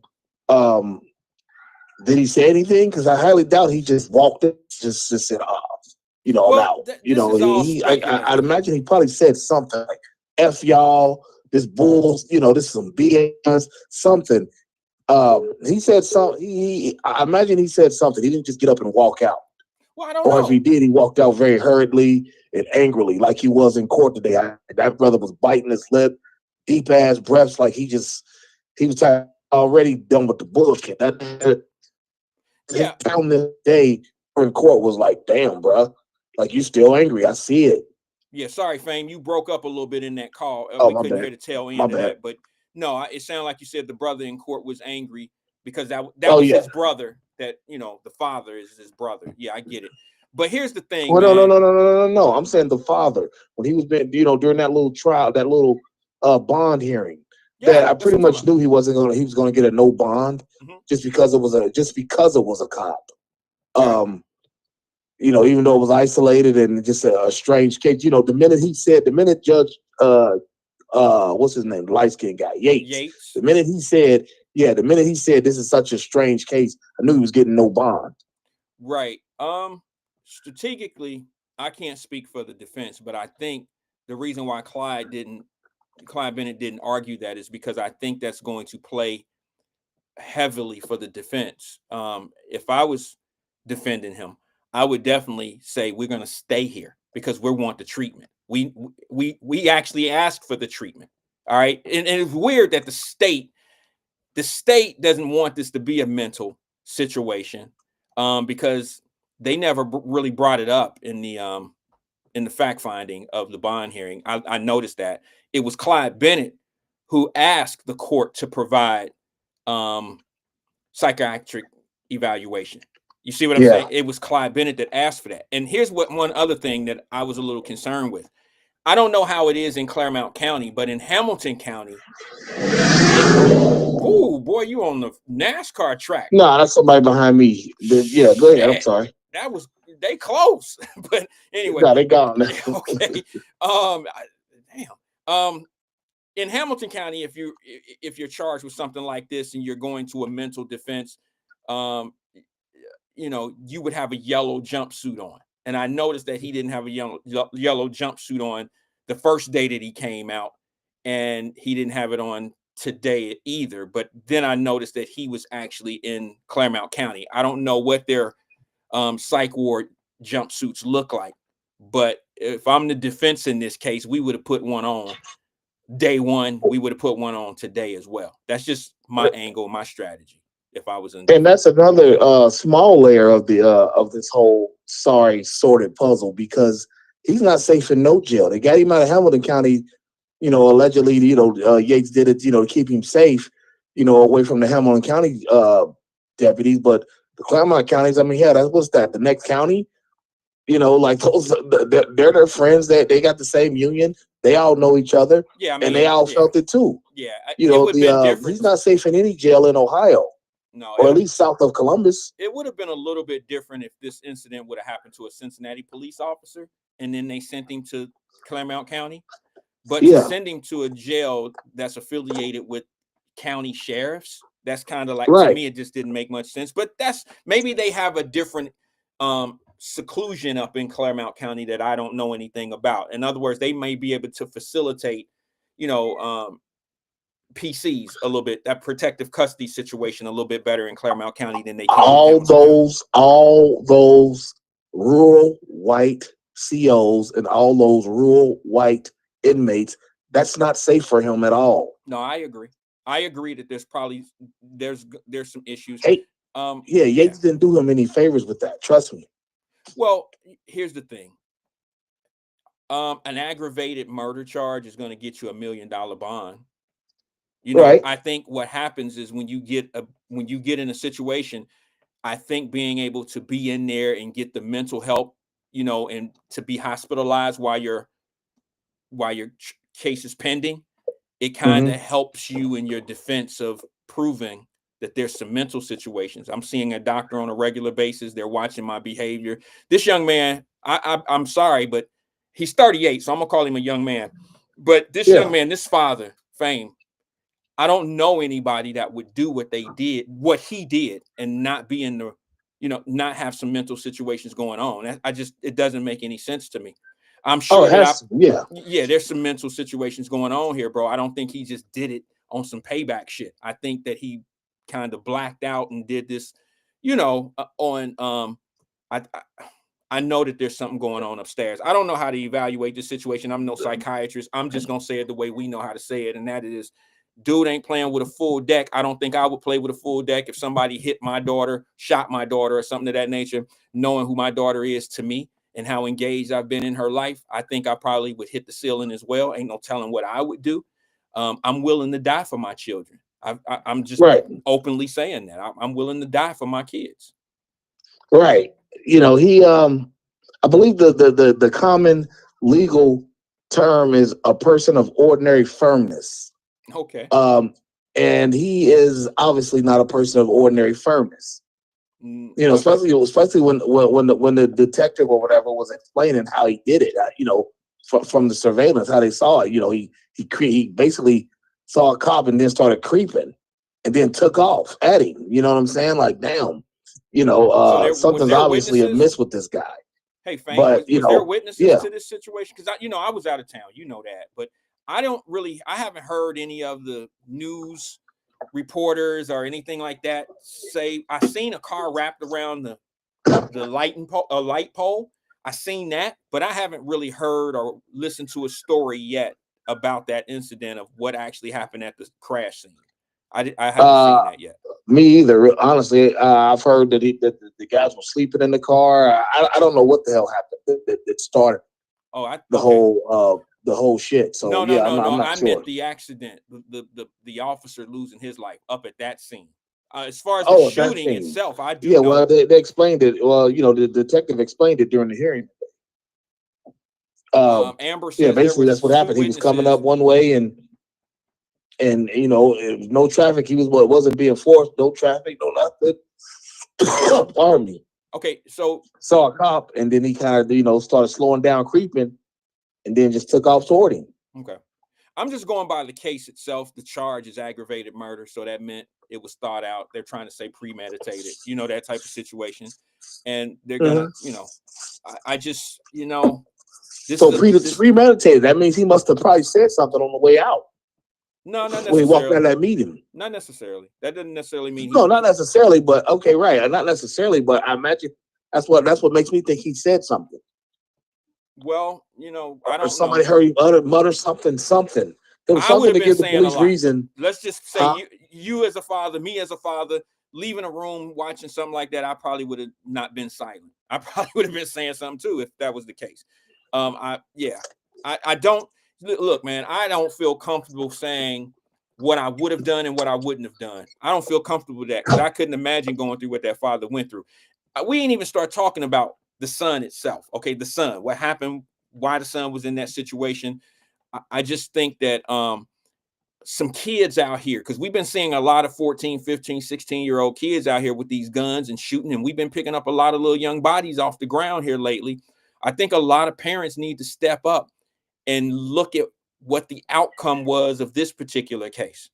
All right. And look at what this father was willing to do for his son, and then show this to your sons and say, hey, don't let this be me. I don't want to show up at the police station and watch you get shot by a cop or you being shot out here in the streets with, with these guns. I don't want to see that. Son, this is the outcome of being out here in these streets, being one of these Kia boys, being with the kids, stealing cars and playing with guns and stuff like that. This is what it leads you. It don't just mess your life up, son. It messes our life up. It messes everybody's life up. You understand? Everybody involved, exactly. Everybody need to look at this, and I understand everybody want to put focus on the outcome of what the dad did, and or what the son got shot and this and that. There's so many lessons in these two pieces of pain. There's way more than just two pieces of pain, to be honest with you. You got the pain of the little 18-year-old family, his family, his mom, his dad, his grandma, his uncles, his cousins, his sisters, his grandfather. There's pain there. There's a huge loss. And then you got to look at the dad. The dad is now passing on pain to his, that same family, plus, some other situations. And then you got the police officer who, the sheriff, his family, and all of that. It's just too much going on in this one situation to not get a lot of lesson out of this. We got to look at why are we there? Did you notice in the press conference, Fame, that they asked where this young man, if he graduated from school or if he was in school? And did you hear what the answer was? No.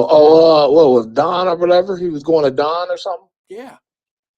And the family, to be honest with you, I don't know if y'all heard it the way I heard it, but the family made it very clear. Like they said it all in unison. They was like, Don, he wrote the Dons, but they shut down. See what I'm saying? So look, as much as I've probably been saying about Dons, I never attacked them. And I haven't shown you as much as I actually know, to be honest with y'all. But Don was serving a purpose. The school was serving a purpose for kids like this young man. And the way I heard these parents and these family members say that Don's school is where this kid went, but they shut down, it kind of tells me that this young man probably was dealing with school, and it was a place for him to be. And I don't know what night this may have happened. I don't know if it was a Friday night, a Saturday night, a Sunday night. I was out of town. I don't know. But maybe if this kid had somewhere to be and had some other obligations, he wouldn't have been riding around in a car with 3 other guys with guns, a stolen car at that. Maybe if he was focused in on school and not having this freedom of not having anywhere to go because school don't exist for him anymore, maybe this would have been a different outcome for that young man. Do you understand what I'm saying? Oh, absolutely. You got to remember, Don is you're basically one step from 2020 or DYS. If you're at Don, like you've kind of effed up for quite some time to be a student at Don. So Youngin might have been thick in whatever game he was in. This wasn't no angel. Let's just put it like that. I don't care what anybody wants. I'm sure somebody's gonna say something ignorant, about me, whatever. But trust me, this wasn't no angel. He's at Don. There ain't no angels at Don. I get it. I will say this to you guys. For those who have asked me on the record, like here on the platform, and may have reached out to me, I did get a chance to see the video of the young man getting shot by the police. And I'll say this, and I'll stand on it. Some of y'all may not agree with this, but I personally, I don't see in the blurry video that I seen, I didn't see a threat to the police officer. But what a lot of people don't understand is I'm not out on them streets like police officers are. These guys, we only see 10% of the news in the city of what's going on. There's a shooting, there's a stabbing, there's somebody hurt, there's some bullshit, some bad shit going on every night of your city, in your city. And all these cops know what's going on. The news may not report it. Your Facebook may not report it. The shade room and all that shit might not know everything that's going on. But these officers know everything that's going on. And every night there's somebody going through some fighting. There's some type of something going on in these streets. And when you get cops that know the severity of what's going on in these streets, they approach every scene the same, like the last one. Some of us might say that ain't right, that ain't cool. But if you have a son and he's out here with guns, they're not second guessing because they're seeing cops, they're seeing what's going on out here. You're living in a temperate city right now where they're picking up bodies. 14 and 15-year-olds are being killed. I ain't hear anybody say anything in the last, 24 hours about the 30-year-old man that just shot an 18-year-old. That just happened, and I ain't heard nobody talk about it because it's not as important that a cop shot a kid that was 18. But we got young ladies with their heads cut off and the bodies being found in Westwood. That doesn't seem to be a priority of our, we don't seem to want to make that a priority. I don't get it. I'm gonna wrap it up right there because it's an explosive day, and I'm sure a lot of people want to get in. Let me just say this: whether we like it or not, this saga is basically a microcosm of the Black experience in America. You've got absent father, you got father issues probably going on. You've got us as a community accepting inappropriate behaviors and that type of thing. You've got police brutality. You've got you got everything wrapped up into one little case that happened over the course of 24, 36 hours. You know what I'm saying? Mm-hmm. So many different points of entry into the story, but they all center around the dysfunction of the Black community as we have made it and have allowed it to become. But the cop got scared. The cop got scared. The cop design, I will admit, but we've allowed to fall into it. We fell into the intelligent design on many levels. So that's all I got. Let me hop off here because I'm sure other people got something to say. And it's been real. I had fun. And there's a wolf on your back. Oh! All right, Fame. Thanks for engaging with us, brother. I appreciate it. Carolyn Smith said that's because you ain't been. It moved on me. My bad, Carolyn. She said that's because you ain't in the girls' room, Wyatt. It was definitely talked about in there. Yeah, you're right. I'm not in the girls' room. I probably won't be in the girls' room. It just don't sound like a place for me. I don't mean that in a disrespectful kind of way, Carolyn. You know I ain't got nothing but love for everybody, but I'm just saying. I think who was that who was telling me about the girl room? Twin. Even he actually confirmed I have no business in the girl room. I let me know how shit going. All right, let me know. I'll keep up with some of those stories as they come up. But yeah, this is a tough one. This is like part one of a problem. Like we work this problem backwards on the show today. I think we're talking about the outcome of the dad in that situation. Tragedy. I'm openly admitting that I love my children so much. I'm willing to take a case for one of them. I'm willing to die for them. And if I felt like somebody look, I have daughters. There's some things that you could do to my daughters that would cause me to lose it. I have to honestly tell you, there's some things that some people or a person could do to one of my daughters that would make me lose it. But I don't know if I would lose it to the point of, if somebody, let's just say this hypothetically, sexually assaulted my daughter, okay? I don't think I would lose it to the point where I'm just going to try to find the closest pedophile, which is a little bit different because I think all pedophiles deserve street justice. But I wouldn't look for anybody just to pay that cost, pay that price for what happened to my daughter. I don't think I would do that. But I don't really feel comfortable. I know this sounds corny as hell, yo. I don't feel comfortable telling y'all what I would do or what I wouldn't do.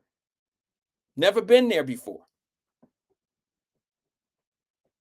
I'm gonna need a couple days to work up the nerve to let y'all know how I feel about the whole situation. I think not work up the nerves. That's a bad choice of words. I think what I need is a little bit more information about the young man before I start talking about how much influence his dad had. The one person that I'll say something about, and I don't mean this to knock all the other family members, shoot shade or nothing like this. It's none of that. The grandfather is the truth. The grandfather is different. The grandfather of of the young man that was shot and killed, and the father of, if I'm not saying, I believe he's the father of Mr. Hinton that's locked up on the murder charge. That man, I guarantee you, has talked to those young men, his boys. He talked to the father, and I'm sure he's talked to his grandson. I'm sure of it. The man is too stable. He understands. He gets it. He's a Wyatt. He's like a Wyatt live listener. Like, he understands the streets. He understands the repercussions that come from the streets. He understands what comes along with being in those environments, because he's handling it like there's only two places you end up being with those type of people, young man. And all you got to do is look at that circle of guys that was in that car. I don't mean to say anything about some people I don't know, but these young men were all pretty much doing the same thing. There's too many reports from Cincinnati all the way down to Florida, all the way to California, those Kia boys, those people that steal those Kias. It's just a bad combination of being in Kias, violating people, situations, having stolen guns. It's just a very hard.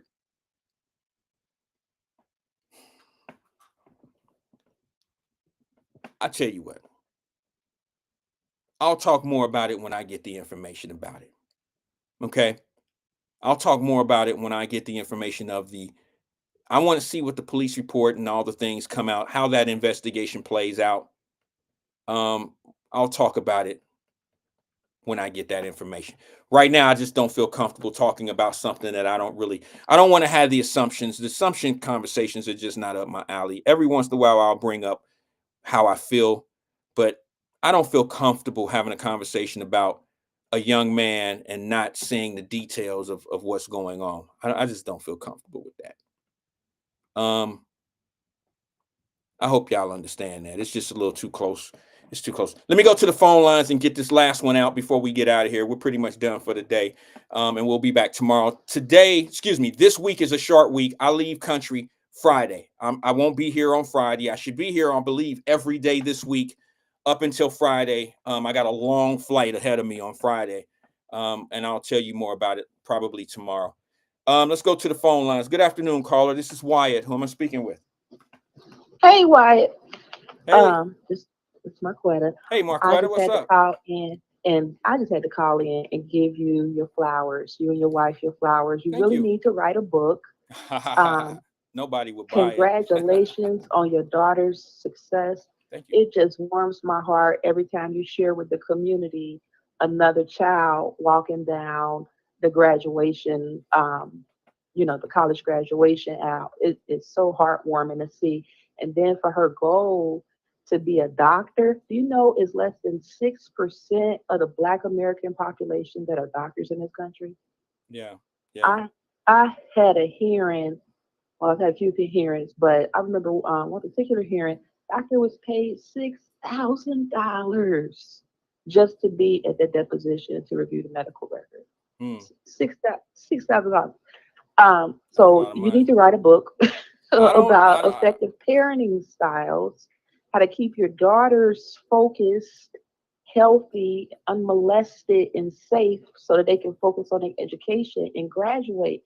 That's such a pivotal thing for I understand we got sons too, but for our girls, because when you engage in sexual activity early, or somebody molests you, or you have a child out of wedlock early, your whole generational family it's Yeah. impacted, Yeah, it you know. changes. It changes the dynamics of the whole upbringing. You know, there's guilt. There's what did I do wrong? There's she feels violated. She feels insecure. There's a whole lot of new buildup you have to do in a child when they get violated like that. I agree with you. And it's so important that we have functional, positive Black parents like you and your wife to show us this is not impossible. This is not a pipe dream. This isn't something abnormal. If you commit to your partner and commit to being loyal and commit to really sticking it out as a team, and like you said, building equity in your relationship, because when you cheat on your partner, or you go outside of your partner, you destroy that trust and destroy that business that you built, you're messing up your generational wealth. Yeah. When you invest in a long-term, loving, committed marriage, relationship, etc., you can build up generations of Black people who can look back and say, my grandma and my grandpa was together for 50, 60 years. You know what I'm saying? No, I agree. I think one of the things that I've tried to do, if I may, I always wanted my daughter, I wanted to set the example of how to be. Like I don't want her to be with some dummy or some asshole dude or some, some bad guy Mhm. for her. So I try to be the best guy because I'm gonna tell you something. I feel sorry for whoever marries my daughter because or my daughters because they got big shoes to fill. Because I told That's right. myself long time ago. For some, they might not get this, Marquetta, but we on that level like this. But the first man I wanted my daughters to fall in love with was me, so they would understand what love really is. You understand what I'm saying? Like you need a man that handles these type of responsibilities. This is what's going on. You want a man that wants you for you, not for all these other things, these superficial things.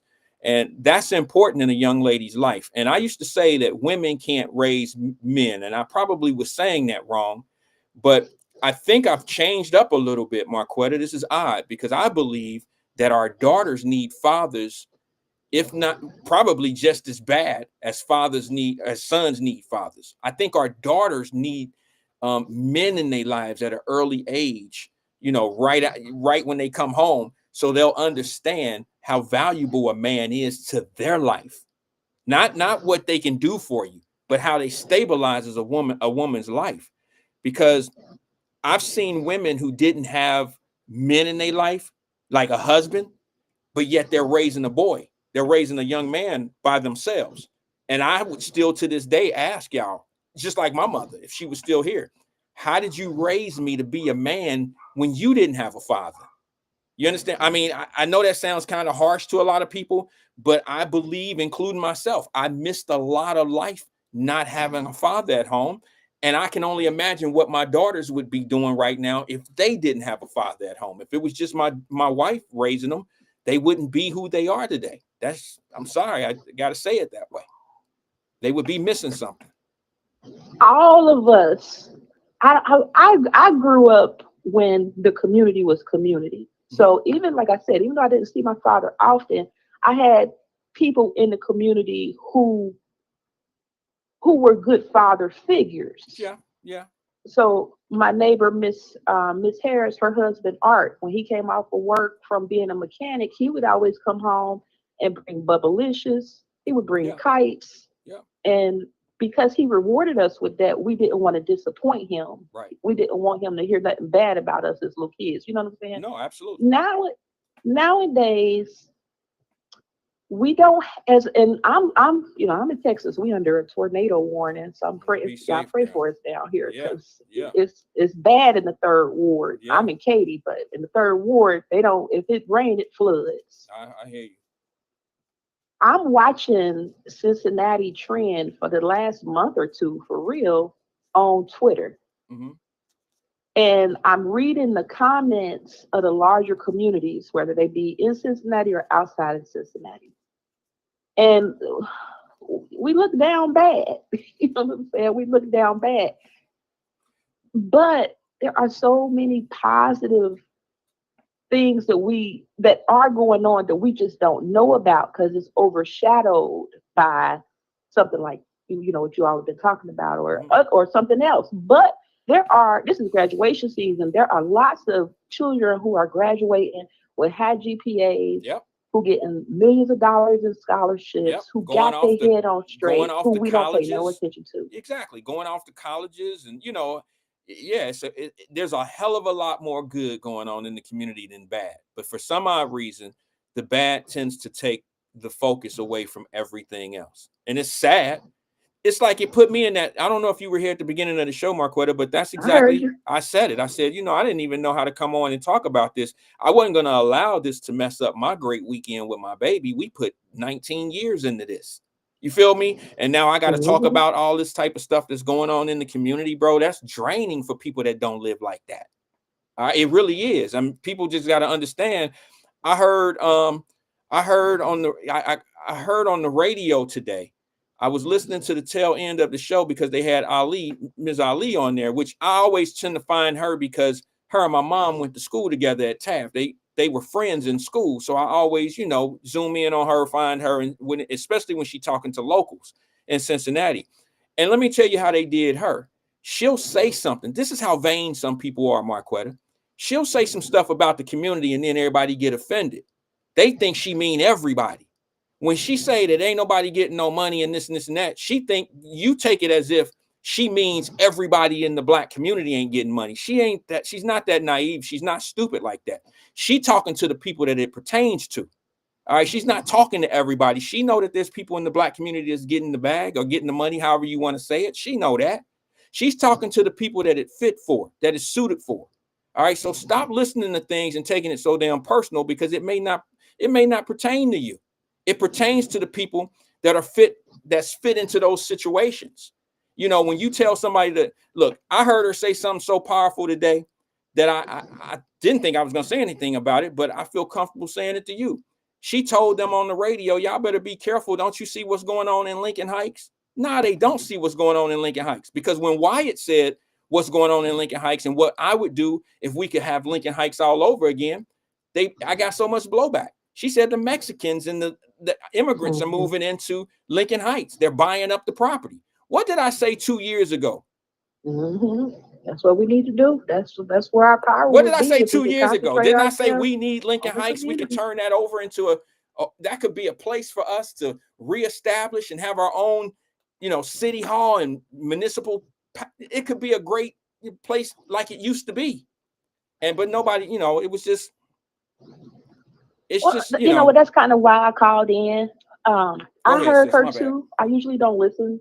I've learned, unfortunately, that a lot of us take pride in being the number one complainer. A lot of us take pride in being petty and pulling each other down. So I have to pull myself out of those type of environments or not consume too much of it. But Scheherazade Ali say a lot of the same things that I say. But because she's Scheherazade Ali, she get a little more respect. And that's fine because we need to respect our elders. And she is an elder who has wrote several books, whether I agree with them or not. She laid the foundation for her to be able to stand up and be heard. And I appreciate her for that. Okay. And she was being real with the audience in regards to politics. We can't keep expecting a Democrat or Republican to fix us. Right. You can't keep saying I hate white people and then go hide behind them. You know what I'm Well, saying? yeah. See, that's the gotta problem. rely.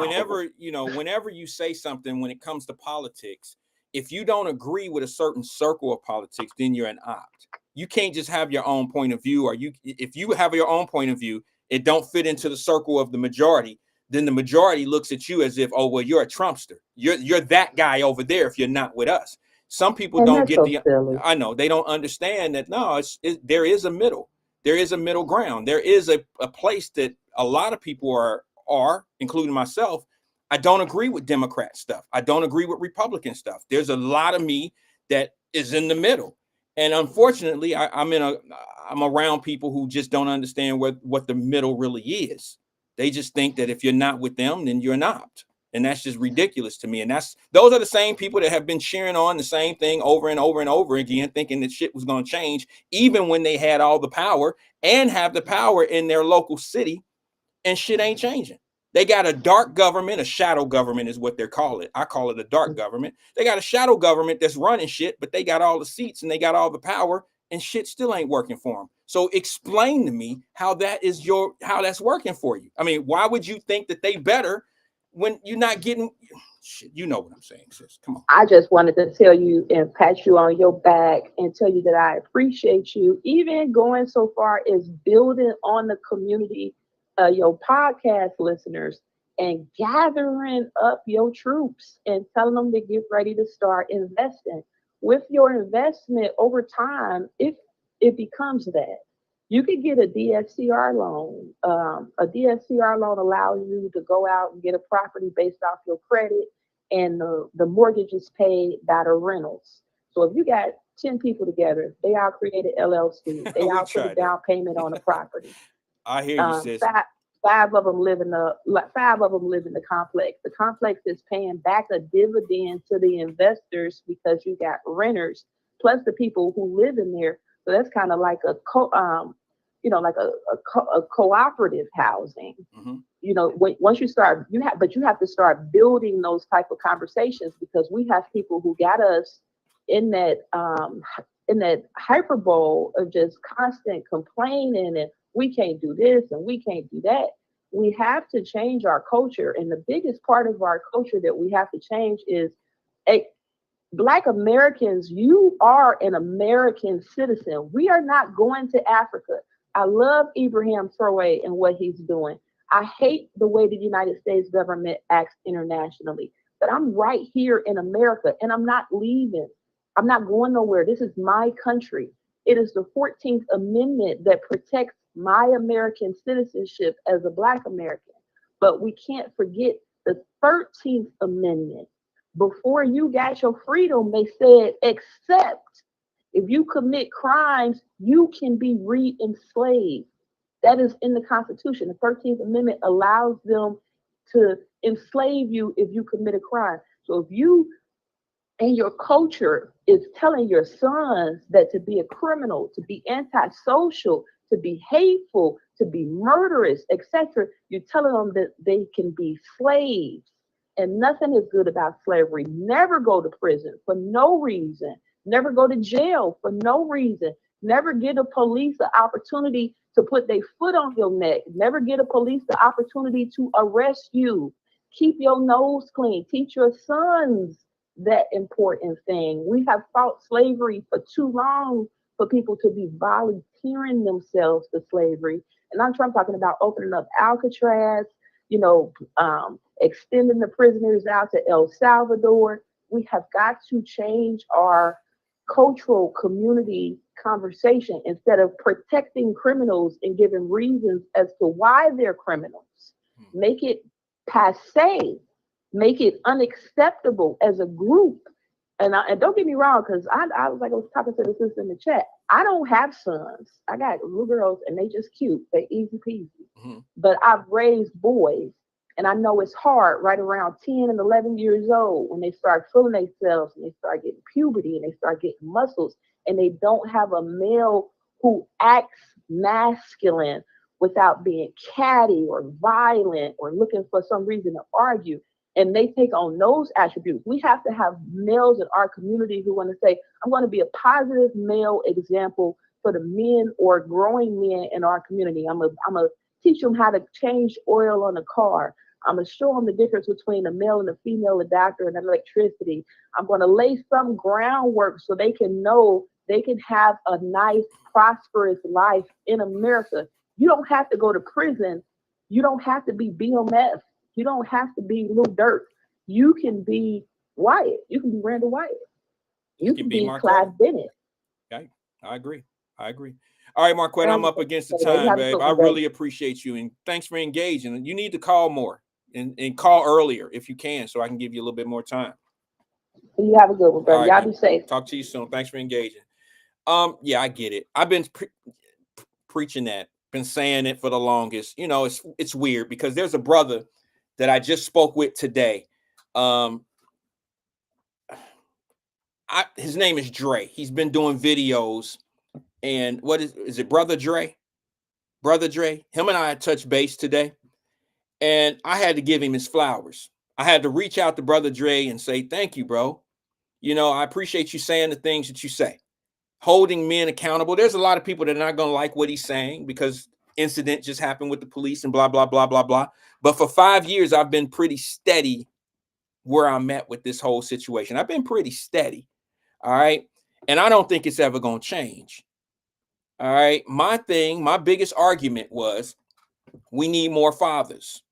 We need more stable family homes.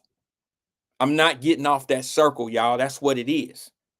Because a little boy has a lot better chance in this world, in this country, if he comes from a stable home, a father, a mother, brothers and sisters. You know, I come from the era, we all come from the era. If you're old enough, you come from an era where sometimes we had to be the man of the house, or, you know, some of y'all were the older brother, older sister, and y'all had to cook and clean and do some things, and y'all had that responsibility, and it shifted over to your adulthood. I don't see that same energy out here today. I don't see where young men have to be men. The responsibility is coming way late. Sometimes that responsibility comes way too soon. Having children at 14 and 15 years old. I'm not here to judge anybody, but it's very hard to be productive when you're bringing life into this world and your life ain't even started yet. We got to get away from some of the things. We are digging our own hole when it comes to certain things. You know, unfortunately, you know, there's a common denominator in a lot of these instances. There's a lot of idle time. There's a whole lot of shit going on that could be prevented. And it would never get to a point where a father sacrifices his life, because this father sacrificed his life. I'm going to tell y'all something, man. I ain't condoning it, and I ain't saying that the mother crazy, all that old shit, and I ain't trying to say he a dumb mug and all that. I'm just saying I don't know where he is in his mind. This is a guy that's he's not a criminal. Like he is now, based on these charges, if he's proven guilty, if he's found guilty. But he is not a criminal dude. Like, he's not been out in these streets ripping and running. He ain't cased up.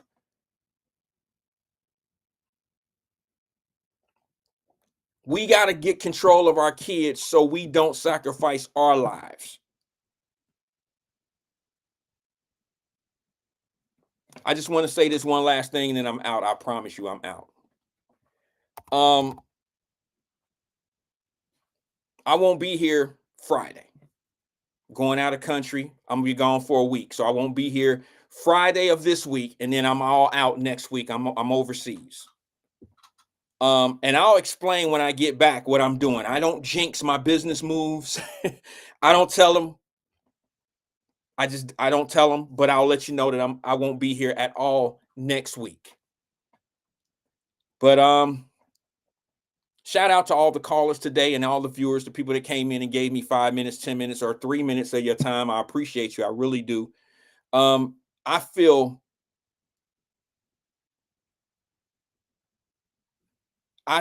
sorry.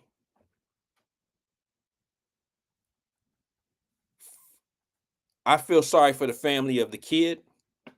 I feel sorry for the family of the deceased police officer. And I feel sorry that this father had to sacrifice his life. And I don't know if sacrifice is the proper word, but he felt like he needed to do something. He made a bad choice. I don't think anybody, if you're here and you agree that what he did was good, you and I, we're not the same. Okay, the payback that's not the payback. Maybe one day this week, maybe we'll talk about phase 1 of this problem, this situation. But I can honestly tell you that you're gonna get the same me from what it's been for 5 years and what I've been talking about. This is the repercussion of not handling our business. Our young men out here ripping and running with bad people.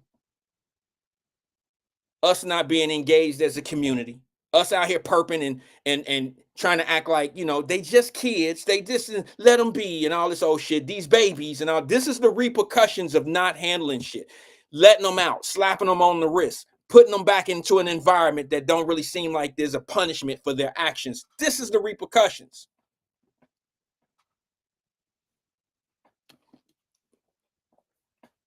Just be smart about it, y'all.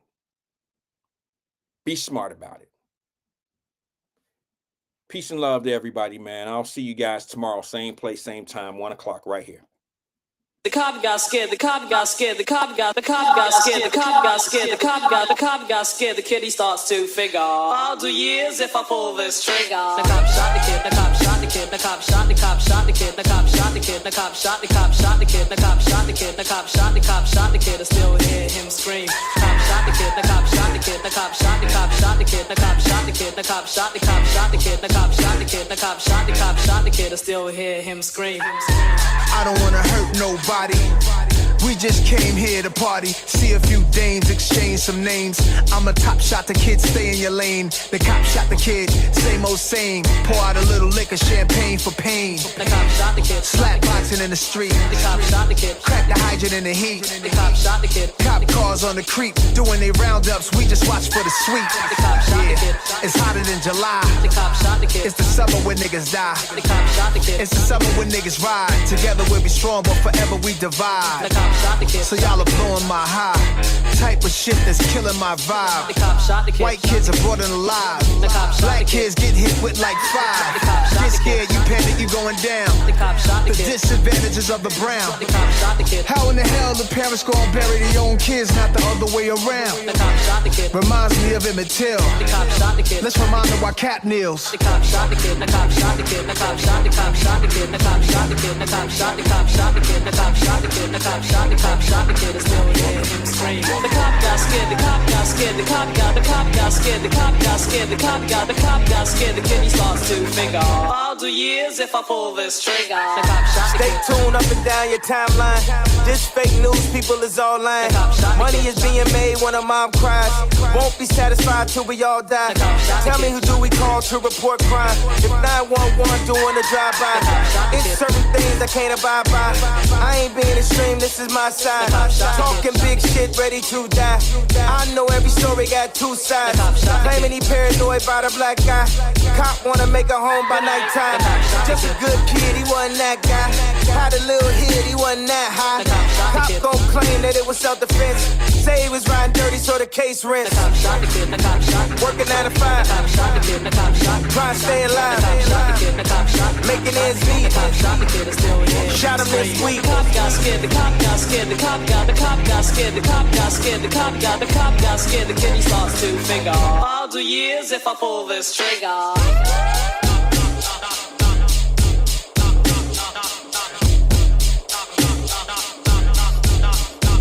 Good night. Good night.